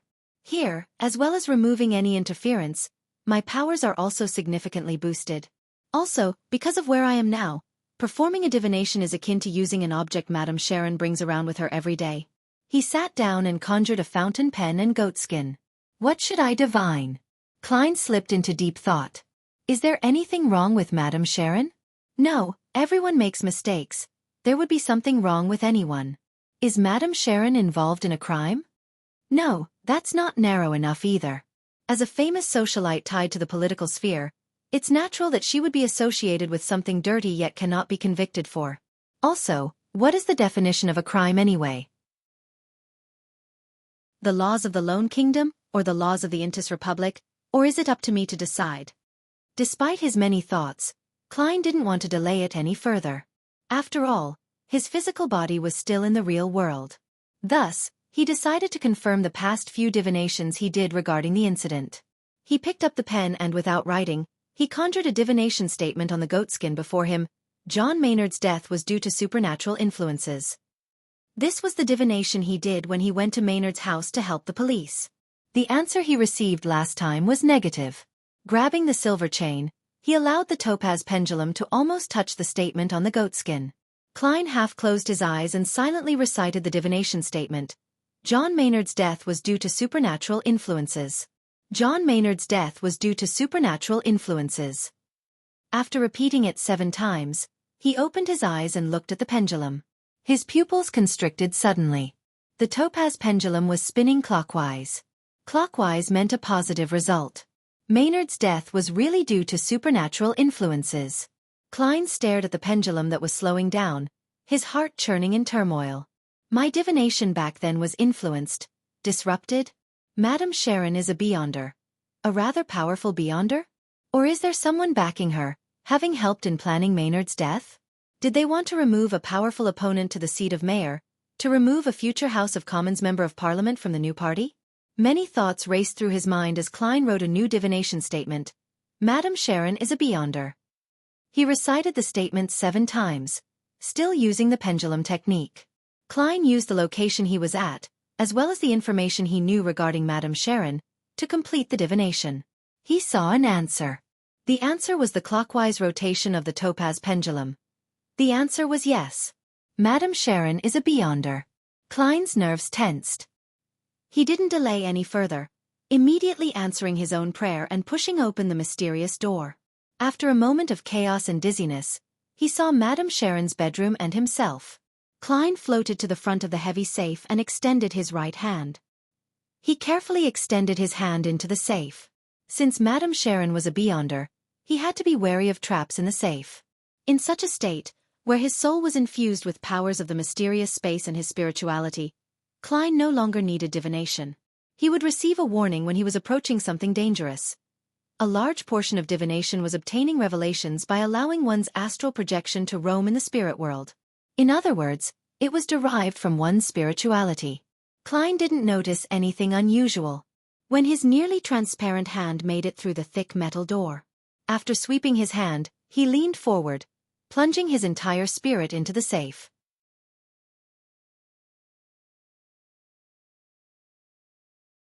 Chapter 196. Spirit Medium Mirror. Klein rushed out of the heavy safe in retreat. Only when he realized that everything seemed fine did he calm down. That white bone statue is creepy. Although it isn't dangerous, it gives me the creeps. Could it be the so-called primordial demoness? An evil god like the hidden sage, the dark side of the universe, or the true creator? Klein recalled his hunches about Madame Sharon, and he suddenly understood what existence the white bone statue might represent. Just as he thought, his spirituality stirred as an ominous premonition gripped him. Klein quickly flew next to the window with complicated patterns and looked at the road outside. He saw a carriage driving towards the front gate under the light of the gas street lamps. Madame Sharon is back? There was a tug at his heartstrings as he finally understood the source of his ominous premonition. Taking into consideration that Trissy only became a woman after Sequence 8 instigator, Madame Sharon was most likely a Sequence 7. And since Madame Sharon has been active in Tinjin's social circles for many years, she was most likely much stronger than Trissy. Klein didn't dare to take the risk of relying on his flaring sun charm and Azek's copper whistle. Instead, he made the wise decision to leave. He had a limited number of charms. Plus, he didn't know when he would be able to get the sealed artifact, Mutated Sun's Sacred Emblem, out again. Hence, if it wasn't a desperate situation, Klein didn't want to waste his most powerful charms. He would also have the issue of explaining himself if he were to use it. I can't just tell Dunn that a kind expert had happened to pass by and helped me, right? As for why he didn't want to use Azek's copper whistle, it was because Klein wasn't sure if the messenger that was summoned had the ability to fight. What if it just looked strong but only knew how to send letters? With what I discovered earlier, it should be sufficient for the Nighthawk squad to take action. Why should I fight against Madame Sharon alone? We can totally gank her. Klein emphasized inwardly and ended his summoning. With a whoosh, he returned to the world above the gray fog. He then quickly wrapped himself in spirituality and stimulated a rapid descent to return to his body in reality. He quickly put out the flame and put away the candle. He removed the wall of spirituality and left Madame Sharon's bedroom. He took the same path back, but he didn't have the time to reset the bolt on the balcony door. Sliding down the water pipe, Klein climbed over the wall which was opposite the entrance of the house. He remained hidden until he reached the neighboring street. Then, he hired the expensive night carriage to Zutland Street. Madame Sharon, who looked beautiful in her black dress, slowly walked to the second floor. She dismissed her maidservants and opened the door to her bedroom. Her pure clear eyes suddenly concentrated and reflected fine threads that were almost transparent and unnoticeable. They didn't possess the luster of spirituality. They were like human hair that was pathologically changed. If one didn't already know of their existence or have a pair of very special eyes, they wouldn't notice the strands. All those fine threads had torn and fallen to the ground. Madame Sharon squinted her eyes and directed her focus onto the thick gray metal safe. 36 Zutland Street. The Blackthorn Security Company. Dunn was reading the newspaper casually with his legs crossed. He looked at Klein, who appeared before his office door with a strange expression. He sighed and said, Weren't you supposed to slip into Madame Sharon's house to do an initial search? Did you encounter some sort of problem? Klein nodded seriously and said, Yes, I suspect that Madame Sharon is a member of the Demonist sect. A member of the Demonist sect? Dunn lowered the newspaper and ruminated over the words. He then asked seriously, What did you discover? Klein didn't sit down. He leaned his body forward and supported his weight with his hands holding the edge of the work desk. First, I found a photo. There was a young man in the photo, but he looked very much like Madame Sharon. If he were to change into female clothing, put on makeup, and Photoshop the picture a little, he would look exactly like Madame Sharon. Klein held back his urge to lampoon. Similar to instigator Trissy? Dunn's eyes sparkled as he was enlightened. They had previously predicted that Trissy was most likely a member of the Demonist sect. Yes. Klein nodded with mixed emotions as he continued. I used divination to discover that Madame Sharon has a white bone statue in a hidden compartment in her safe. It's of an extremely beautiful woman, but her hair is very long, to her ankles. Every single strand is as thick as a venomous snake. On the tips there were eyes. They looked rather creepy. Captain, is that the image of the primordial Demonist? As his security clearance was insufficient, the information about the Demonist sect that he could read was very limited. Dunn recalled and nodded with a serious expression and said, That's the image of the primordial Demonist. We have to take action immediately and seize control of Madame Sharon. Klein immediately agreed and said, If Madame Sharon is a mid-sequence beyonder from the Demonist sect, I have to assume that she'll be able to tell that someone had sneaked into her bedroom. Then he suddenly felt puzzled as he blurted, Captain, why do the 7 Orthodox gods only have symbols without any actual image, while the evil gods that I'm currently aware of have anthropomorphic appearances? The true creator and the primordial Demonist are examples. Is this one of the differences between Orthodox gods and evil gods? Why would there be such a difference? Klein added inwardly, but he wisely didn't say it out. That's one of the differences between Orthodox gods and evil gods. Dunn gave a reassuring answer. Then, he got up and walked towards the clothes rack. He said, Let's not delay any further, I'm worried that Madame Sharon will run away. Then, Dunn paused.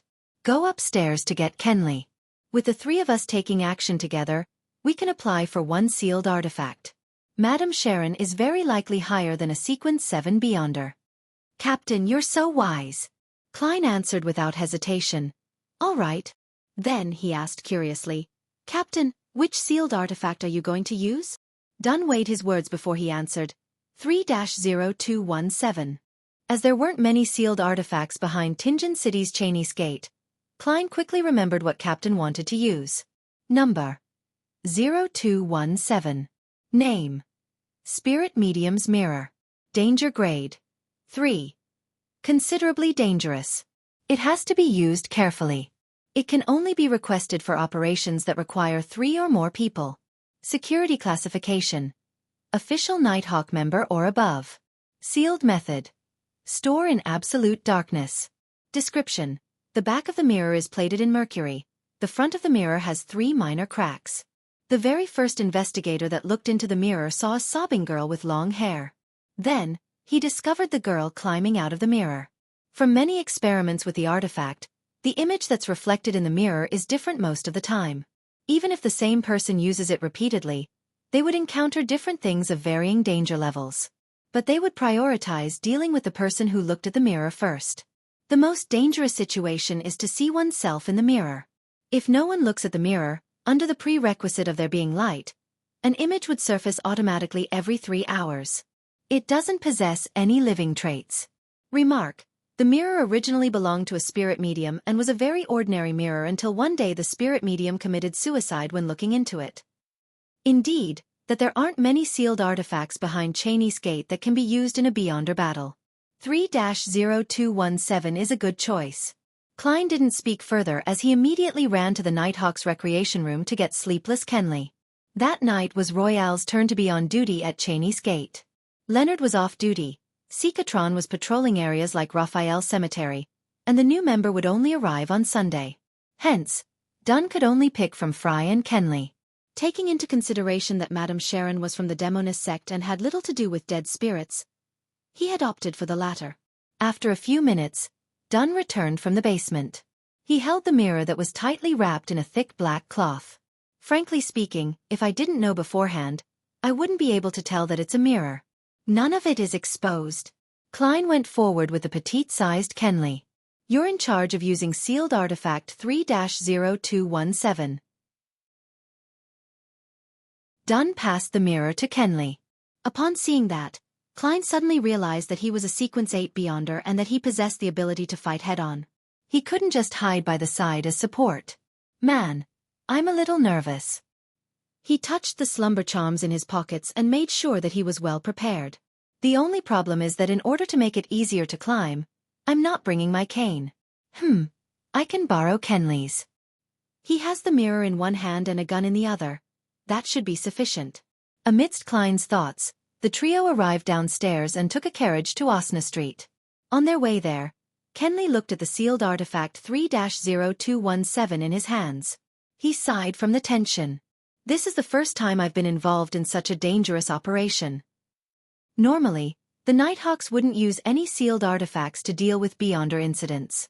When they went to Morse Town, they had applied for the mutated Sun's sacred emblem for preventive purposes. Given how far away Morse Town was, it would have taken backup some time to arrive if they needed it. This time, they were almost certain that their target was a mid-sequence Beyonder. Don't worry, perhaps Madame Sharon has already fled, Klein replied with a smile. Honestly, he was just as tense as Kenley. Dunn's eyes turned and looked at him helplessly. Let's try not to let Madame Sharon escape. About 20 minutes later, the three Nighthawks arrived at Osna Street. They saw the garden and Madame Sharon's house in the darkness. The house lay in silence as though nothing had happened. Klein took out the pendulum in his left sleeve and made a quick divination. There's danger inside. There's danger inside. After he recited the statement 7 times, he opened his eyes and saw the topaz pendant spinning clockwise. The amplitude and speed were considered medium level. It meant that there was danger in there. Not very high, but it wasn't very low either. Chapter 197. Operation There's Danger in There. Not very high, but it isn't very low either. This means that Madame Sharon is still in the building. She hasn't fled yet. Klein froze for a moment, quickly realizing the reason. He had entered a unique state by summoning himself to inspect the safe. He hadn't forcefully broken the lock when he was inspecting the secret compartment, nor did he activate any hidden traps. Thus, Madame Sharon wouldn't have discovered that her secret had been exposed. She would only think that there was a break-in, or some private investigator was checking on her to no avail. In such a situation, it was logical that she would continue to stay home. It made logical sense. To lose composure from a tiny matter and overreact wasn't the Madame Sharon whom Klein had come to understand. She was a calm socialite who was capable of acting afraid and pitiful, as well as a Beyonder member of the Demonist sect who had kept her identity hidden for many years. If the telephone had been invented, Madame Sharon definitely would have called one of her lovers and complained about the security in Tingen City whilst hinting that it was Madame Maynard. Klein began imagining a melodramatic plot. He told Dunn and Kenley the results of his divination as well as his guess. That's the most reasonable deduction. Dunn pressed down on his hat as he looked at the second floor of Madame Sharon's apartment. There's no need for us to rush in. Why? Kenley, who was holding sealed artifact 3-0217, instinctively asked. He was filled with fear towards the spirit medium mirror in his hands. He was afraid that some unexpected event would arise from the sealed artifact. Dunn wore his black gloves and looked at Klein. Do you still remember what happened when we tried to capture instigator Trissy? I remember, Klein replied after some thought. She seemed to be able to detect our presence and make the necessary responses, which resulted in her successful escape. I also remember suggesting the use of bombarding the house when the captain asked me how I would deal with the situation. That was the safest, most surefire method. But not this time. We can't use it here as there are many innocent maids in Madame Sharon's house. If we notified them in advance and got them to evacuate, that would definitely catch Madame Sharon's attention. According to Leonard, Trissy could turn invisible. We have to assume that Madame Sharon has that ability too. Klein connected the dots at once. Dunn looked at the crimson moon in the sky and said, "Good, your answer is very good. You're rather intuitive in such situations." We cannot approach recklessly and end up alarming Madame Sharon. I'll try dragging her into a dream from a distance. If I'm successful, you and Kenley will go and capture her. Well, you can make the decision of whether to kill her or not. Kill her if you cannot control her. Your safety is of utmost importance. Captain, your line of thought is always so clear at such critical moments. I was just waiting for you to say that. Klein praised in his heart. Over the months, Klein had grasped most of the unique traits of the different beyonder powers of his partners when he was casually chatting with Dunn, Leonard, Fry, and the rest. Amongst those, Dunn Smith, who was a nightmare, could freely enter the dreams of a sleeping person even though he was at home or at the Blackthorn Security Company. But how he did it was a secret of his own sequence, and Klein didn't ask about it too deeply. The ability to drag someone into a dream had a limited range and was normally used during direct confrontations. But Klein had once heard the captain say that the ability also had a certain effect when used within a 100-meter radius. But he needed time to complete the process. He couldn't do it instantly, for the process was similar to coaxing a child to sleep.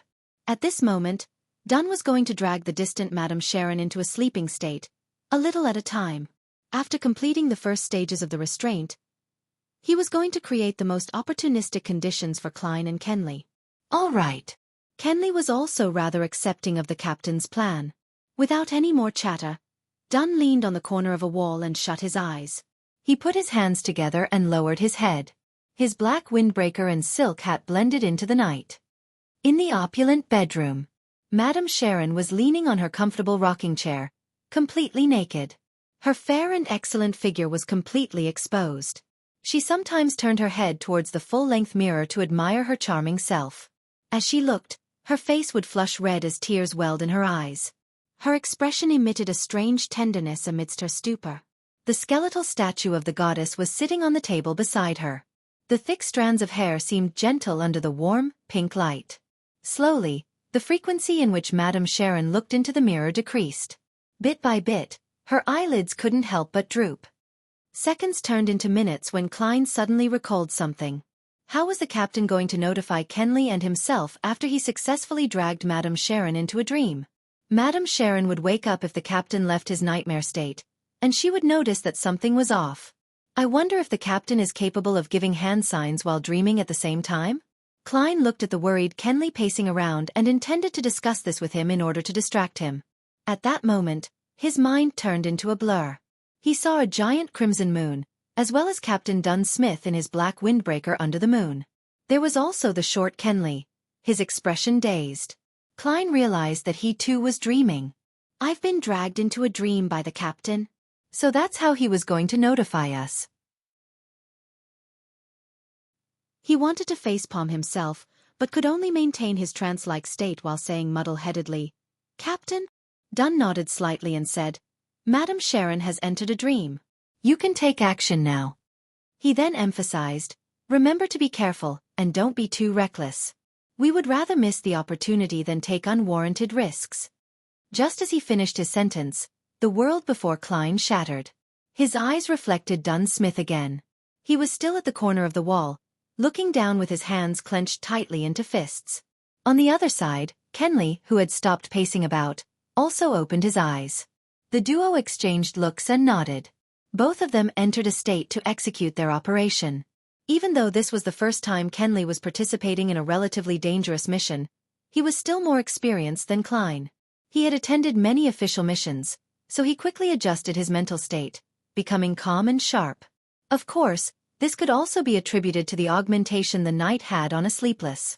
This was also one of the reasons Dunn had chosen Kenley over Fry for this operation. "Let's go." As a Sequence 8, Klein took on the role of the leader, signaling for his partner to follow.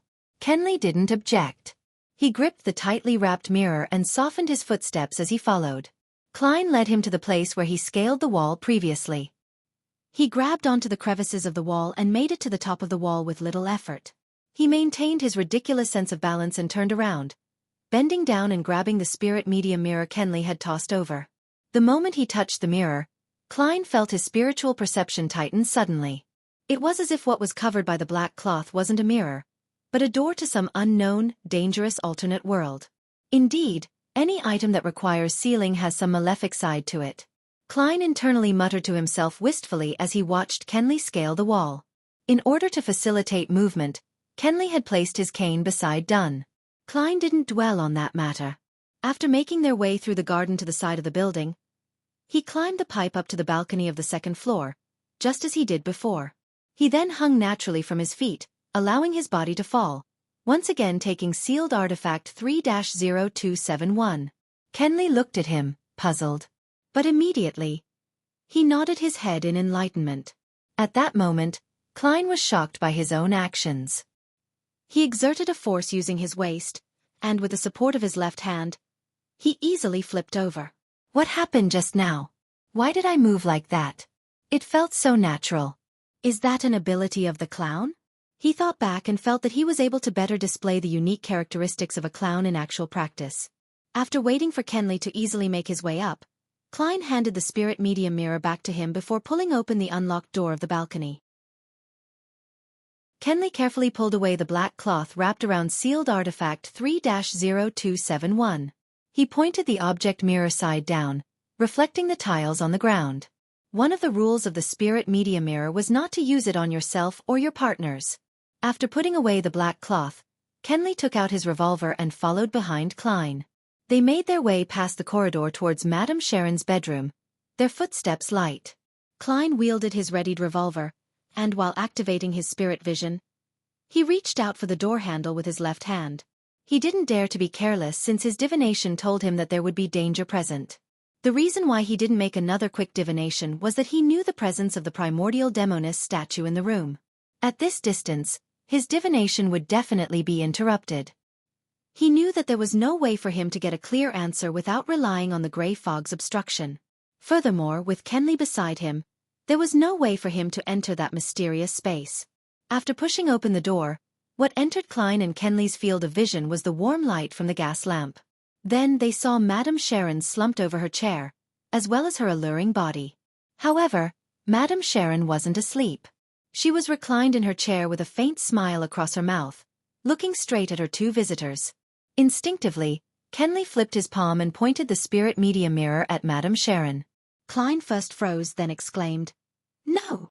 He clearly remembered that there was a full-length mirror on the other side of the chair. But it wasn't there now. The spirit medium mirror had locked onto Madame Sharon in just a second. But that image of Madame Sharon became blurry before turning into a full-length mirror. Kenley looked at himself in the mirror and also sealed artifact 3-0271 reflecting his own image. A figure instantly appeared within the spirit medium mirror. It was an expressionless, sinister image of Kenley himself. Klein felt his limbs turn rigid as if he had been entangled by invisible threads. An elegant figure appeared beside the full-length mirror. It was Madame Sharon, wearing a nightgown. She glanced at the two intruders and chuckled. If it wasn't for the fact that the statue happened to be beside me, I should be deep asleep now, waiting for you to wake me up with a kiss. At that moment, Klein suddenly shouted a simple term in ancient Hermes, "Crimson." He had no idea when he dug his left palm into his pocket. He deftly flicked his fingers and tossed out a slumber charm. Chapter 198. Appropriating uniqueness. The silver charm suddenly turned ice-cold, just like a crystal coat with layers of frost. Klein shivered and suddenly became more alert. His fear and agitation temporarily froze. He quickly injected his spirituality into the charm and pushed the thin silver piece out of his pocket with his fingertip, causing it to drop to his feet. A crimson flame appeared in the air, and the sound of light, continuous explosions echoed in the room. A serene and deep feeling instantly emanated and engulfed most of the bedroom, including Madame Sharon, sleepless Kenley, and also Klein himself. The slumber charm was an item that didn't distinguish between the enemy and the caster. In most situations, using it meant throwing it at the enemy. That way, the caster would only be affected by the remnant shock waves, but not to the extent of failing to resist the temptation of falling into a deep sleep. But Klein's arms were entangled by countless invisible threads. He couldn't throw the charm, so he could only exchange Madame Sharon's slumber with his. But he had long considered such a situation and was prepared. This was because his body was unique, a uniqueness that was unlike most low-sequence beyonders. In that instant, Klein's eyelids closed and entered into deep sleep normally, while Madame Sharon and Kenley also appeared to slow down. Klein quickly realized that he was in a dream and rationally knew that he was sleeping. Whenever anything related to dream invasions or similar hypnotic effects were used on him, he could still maintain consciousness. He had discovered this when he was dealing with Dun's nightmare powers, as well as when Daly was channeling his spirit. Gotcha! Klein tore out of the dream forcefully and woke up. He felt the countless threads binding his arms, legs, and body loosen. As for Madame Sharon, she had a vacant look, as though she was going to shake off the effect of the slumber charm but had yet to wake up entirely. Kenley was on the ground with the spirit medium mirror flipped upside down nearby, while his revolver had been flung to the door. An opportunity. Klein seized the moment while the fine threads loosened. He took out his left hand and snapped his fingers. He lit up a faint blue spiritual flame and burned the countless fine threads before him. At the same time, he picked up his revolver with his right hand and pulled the trigger repeatedly. Bang! Bang! The 2 silver demon hunting bullets tore through the barrel and fired towards Madame Sharon. Klein didn't confirm the outcome but bent his knees, exerted strength in his waist, and leaped over to Kenley. Simultaneously, he broke the fine strings that were tied around his body. His earlier shots were mainly to inform the captain that something unexpected had happened inside. They were already fighting and were in need of assistance. Of course, if he could shoot Madame Sharon directly, that'd be the best outcome. However, Klein didn't believe a Sequence 7 or 6 Beyonder could be taken care of so easily. There were faint blue flames twirling in the air, dancing across the fine threads in the room. In such a dreamy scenery, the 2 silver demon hunting bullets struck Madame Sharon's body. Gotcha! Gotcha! Madame Sharon was in her translucent sleeping robe, and her indistinct body shattered like the crimson moon's reflection in a lake. The full body mirror next to her cracked into pieces, and most of them shattered into about thumbnail-sized chunks while a small amount remained on the frame. They all resembled palms, strangely shaped palms. A substitute? A Beyonder power of the Demonis sequence? The corner of Klein's eyes swept over it as he already rolled next to Kenley. Since the fine strings were all broken by his movement, the faint blue flames didn't spread over. At that moment, Madame Sharon had vanished, but the sleeping, Kenley lifted his hands and gripped his neck so tightly that his saliva began flowing out as his tongue protruded. But he didn't seem like he was going to stop. But in Klein's spirit vision, there weren't any abnormal things around. He suddenly recalled the description of sealed artifact 3-0271. The most dangerous situation is when you see yourself. Could it be that Kenley saw his own reflection in sealed artifact 3-0271 through the full body mirror? Klein speculated. He quickly took out another silver charm without having the luxury of time to think about it. It was a triangular-shaped item. A requiem charm. Crimson. Klein said the ancient Hermes word while he instilled his spirituality into the charm and threw it out. Then, he pressed down his left hand and grabbed the spirit medium mirror. He used the corner of his eye to determine that the sealed artifact was facing downward, so it wouldn't reflect himself. The triangular silver charm ignited into icy blue flames. The gentle and serene darkness blanketed Kenley and affected Klein himself. The nervous emotions dispersed in that instant. Kenley relaxed his hands on his throat, while Klein felt like he was standing before his oriel window at home, overlooking the quiet streets. His physical and mental state was at peace. That was exactly what Klein wanted. At that very moment, he entered an extremely serene state. He appeared to be the only person left in the entire world with nothing else in existence. Within this sense of calmness, he suddenly had a gut feeling in his mind. Madame Sharon is about to attack my right waist.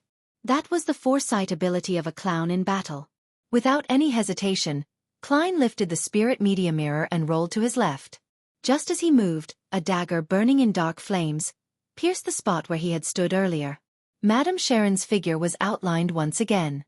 As he rolled, Klein suddenly lifted the spirit medium mirror and pointed it at Madame Sharon. Besides saving his teammate, his main goal when he got close to Kenley was to pick up the sealed artifact. Otherwise, he didn't believe that anything good would come out of waiting for the captain's reinforcements while being next to Madame Sharon. The flaring sun charm could be used to fight against a Beyonder, but the effect wouldn't be as significant as if it was used against a dead spirit.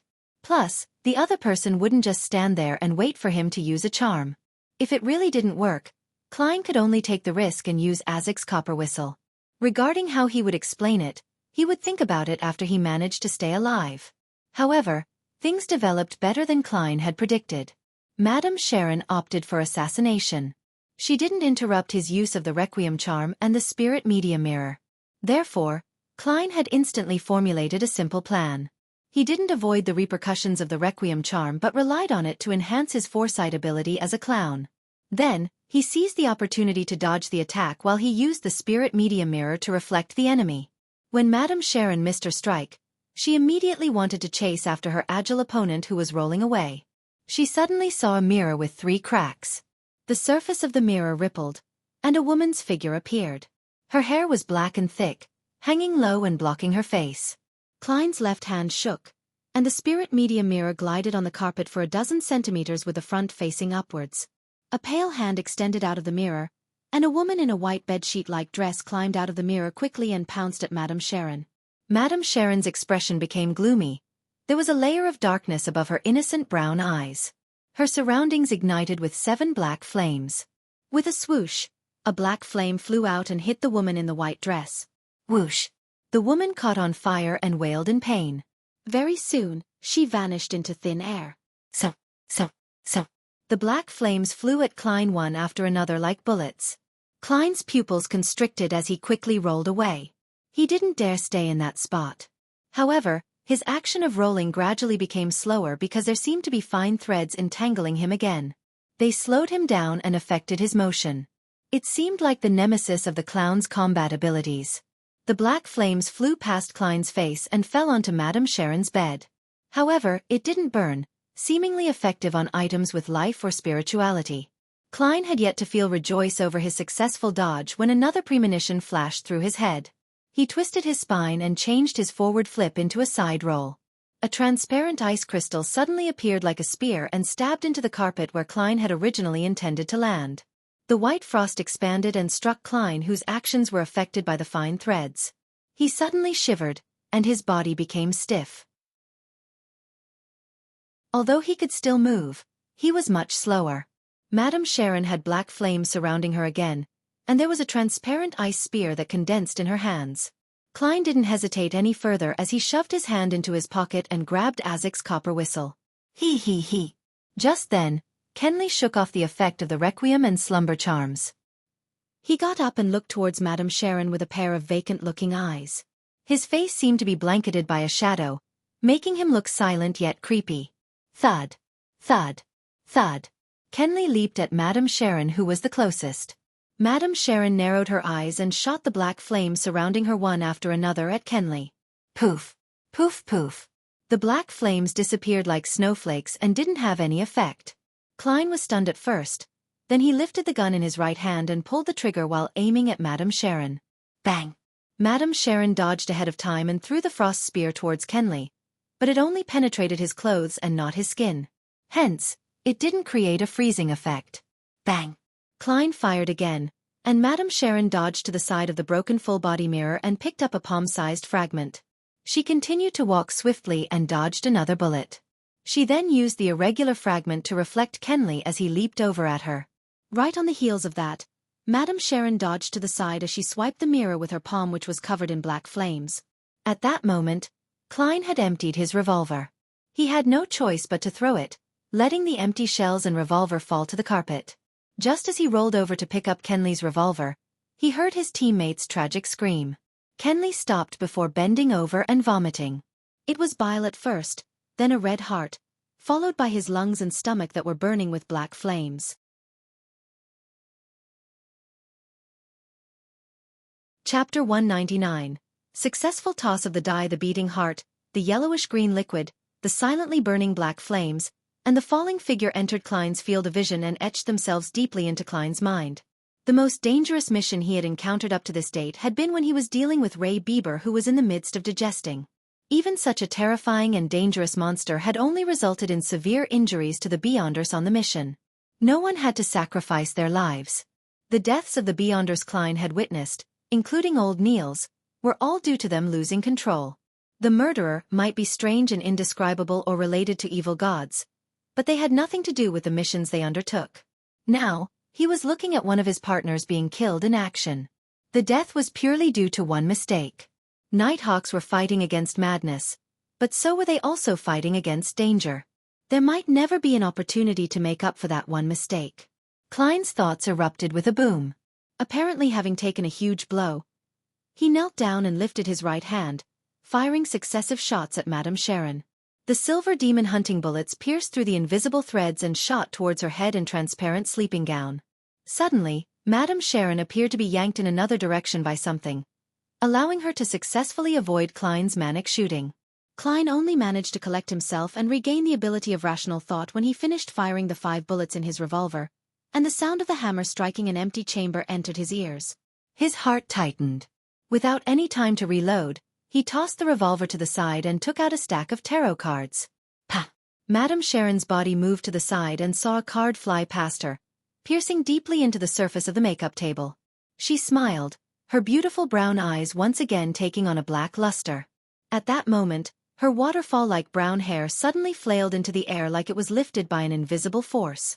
Madame Sharon froze. She wanted to dodge, but she was too slow. Klein had tossed out a magician card, successfully pinning her hair to the wall. Pah! Madame Sharon forcefully tore away her hair and rolled forward, her body quickly vanishing from Klein's line of sight. She's turned invisible again. Klein had a tarot card between his fingers as he slowly turned around while being alert of his surroundings. Suddenly, he realized why Madame Sharon had to give up her attack, and why she had slowed down. If the situation had developed normally, Klein would have had no choice but to use Azek's copper whistle to deal with this terrifying demoness. Yes, the captain must be around here somewhere. He felt a little excited. He looked around, his gaze instinctively falling on the window. At the same time, he made a judgment in his heart. Madame Sharon wants to flee. She knew that we still have a partner with the ability to drag her into a dream, but she was unsure if there would be other reinforcements from the Nighthawks, mandated punishers, or machinery hive mind. Even though she's powerful, there's no way that she can wipe out a team of Beyonders on her own. With that thought, Klein flicked his wrist, tossing the tarot card towards the window. Whoosh whoosh whoosh. He threw out 5 cards in succession, 3 sealing the window and the other 2 towards the door. Crack. Thud. Thud. Amidst the sound of shattering glass, 2 tarot cards dug into the ajar bedroom door, one after the other. As he expected, Klein heard the sound of dodging. He once again tossed cards out, making use of his clown's intuition to pinpoint where he should be aiming. The cards pierced through the air and rapidly advanced before drilling themselves into the sturdy wall. However, a figure was quickly outlined in the air. It was none other than the brown-haired Madame Sharon, who was in a translucent sleeping gown. The moment Madame Sharon was exposed, her eyes lost their focus, as though she was falling asleep standing. Captain. Klein scanned his surroundings but was in no hurry to throw his cards. This was because he knew that Madame Sharon would quickly break out of the dream. He had to deal fatal damage in these 2 or 3 seconds, or their opponent would escape. It was easy to escape from a nightmare when there was a huge distance between them. Bending his knees, Klein rolled forward diagonally. He went prone and extended his right hand, grabbing the edge of the spirit medium mirror that was facing upward. He then flicked his wrist before his reflection could appear in the mirror. He tossed sealed artifact 3-0271 towards Madame Sharon, mirror side facing her. Madame Sharon's body trembled. The color of her brown eyes was quickly restored as they once again found their focus. And awakening before her was a crystalline layer of sturdy frost that appeared on the surface of her body. However, she didn't see the card, nor the demon hunting bullet approaching her. All she saw was a mirror, and that the mirror was reflecting her innocent, yet alluring beauty. That beautiful face in the mirror suddenly became contorted. Wrinkles, gashes of blood, and rotting spots appeared on her face. No! Madame Sharon let out a shrill cry as if she had just witnessed someone she loved die. Her skin quickly took on a green color as yellow pus flowed out the corner of her eyes. After a moment of suffering, a silent black flame burned outward from within Madame Sharon, as if she was trying to expel something. The black flames then condensed into a thick frost, as if it was creating a coffin for an eternal rest. The invisible threads finally took on a color that was visible to the human eye. They enveloped the frost, forming a gigantic cocoon. Thud. Thud. Thud. Sealed artifact 3-0271 fell onto the ground and tumbled before stopping beside Madame Sharon's giant cocoon. At that moment, Dunn broke through the window frame and somersaulted into the room. He caught sight of Kenley, who had stopped breathing, and his expression sank. It was at this moment, the cocoon cracked open. The coffin of ice crumbled an inch at a time as black flames turned into specks of light, dissipating into the surroundings. Madame Sharon's skin had regained its normal color. Her eyes showed fatigue, but she seemed normal. Her eyes reflected Klein, who was still sprawled on the ground. She also saw Dunn Smith, his finger pressed on his glabella with his eyes closed. A formless ripple spread outward from Dunn as Madame Sharon's eyelids drooped uncontrollably. Under Dunn's windbreaker were writhing, snake-like objects. Klein knew that the captain couldn't restrain Madame Sharon for long, just like when they were previously fighting Monster Bieber. Klein rolled forward again, grabbed his revolver, the one he had previously tossed onto the carpet. He grabbed 3 demon hunting bullets with his left hand and familiarity stuffed them into the round chambers. Pah! Klein closed the cylinder and stood up, taking aim at Madame Sharon with both hands on the gun. He aimed at the center of her forehead. Bang! He controlled his body with the abilities of the clown and pulled the trigger. The silver demon hunting bullet pierced through the air, accurately hitting the fixed target. A bloody gash appeared between Madame Sharon's eyes, but the bullet seemed to tear through multiple layers of obstruction, causing it to lose the bulk of its power, rendering it unable to pierce through the target's skull. Klein fired another 2 shots without hesitation when he saw Madame Sharon suddenly open her eyes. Bang! Bang! A rain of blood splattered amidst white dots. The stunning beauty that was Madame Sharon had become a mutilated corpse that would incite nightmares in every man. She had long run out of substitutes to use. Phew! Phew! Klein lowered his arms and panted heavily. Madame Sharon, with only half her head left, slumped onto the ground. She still had an exceptional figure, her skin still white and tender. Dunn straightened himself up and opened his eyes. He, too, lowered his hand from his glabella, his face a little pale. He wasn't injured, but he looked as though he had lost a lot of blood. If it wasn't for the fact that she wanted to kill a few people before she tried to escape, if it wasn't for sealed artifact 3-0271 reflecting herself by chance, we probably would have only been able to injure her. Dunn slowly walked forward to Klein's side, his voice unusually low.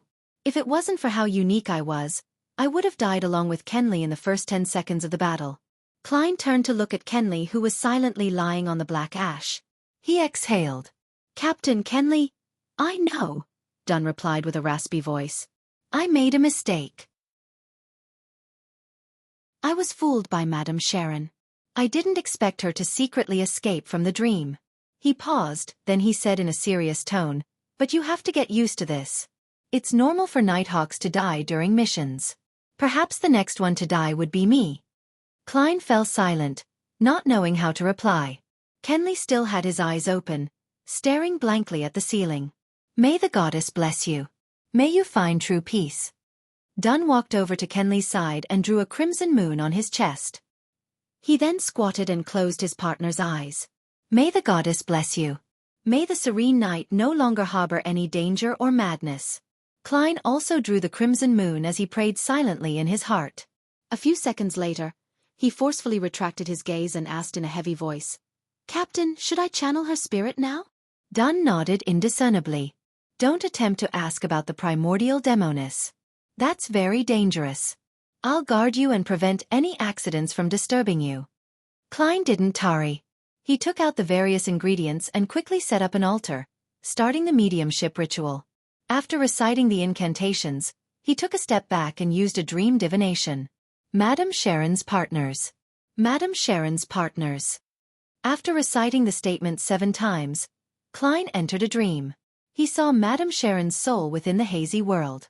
He reached out to the transparent ethereal soul, and the scene before his eyes changed. It was a night scene. Madame Sharon, who was wearing a long black robe, handed an ancient bronze book over to Instigator Trissy. She laughed a little manically after hearing the latter's doubt over the term. Which? Weren't you always curious?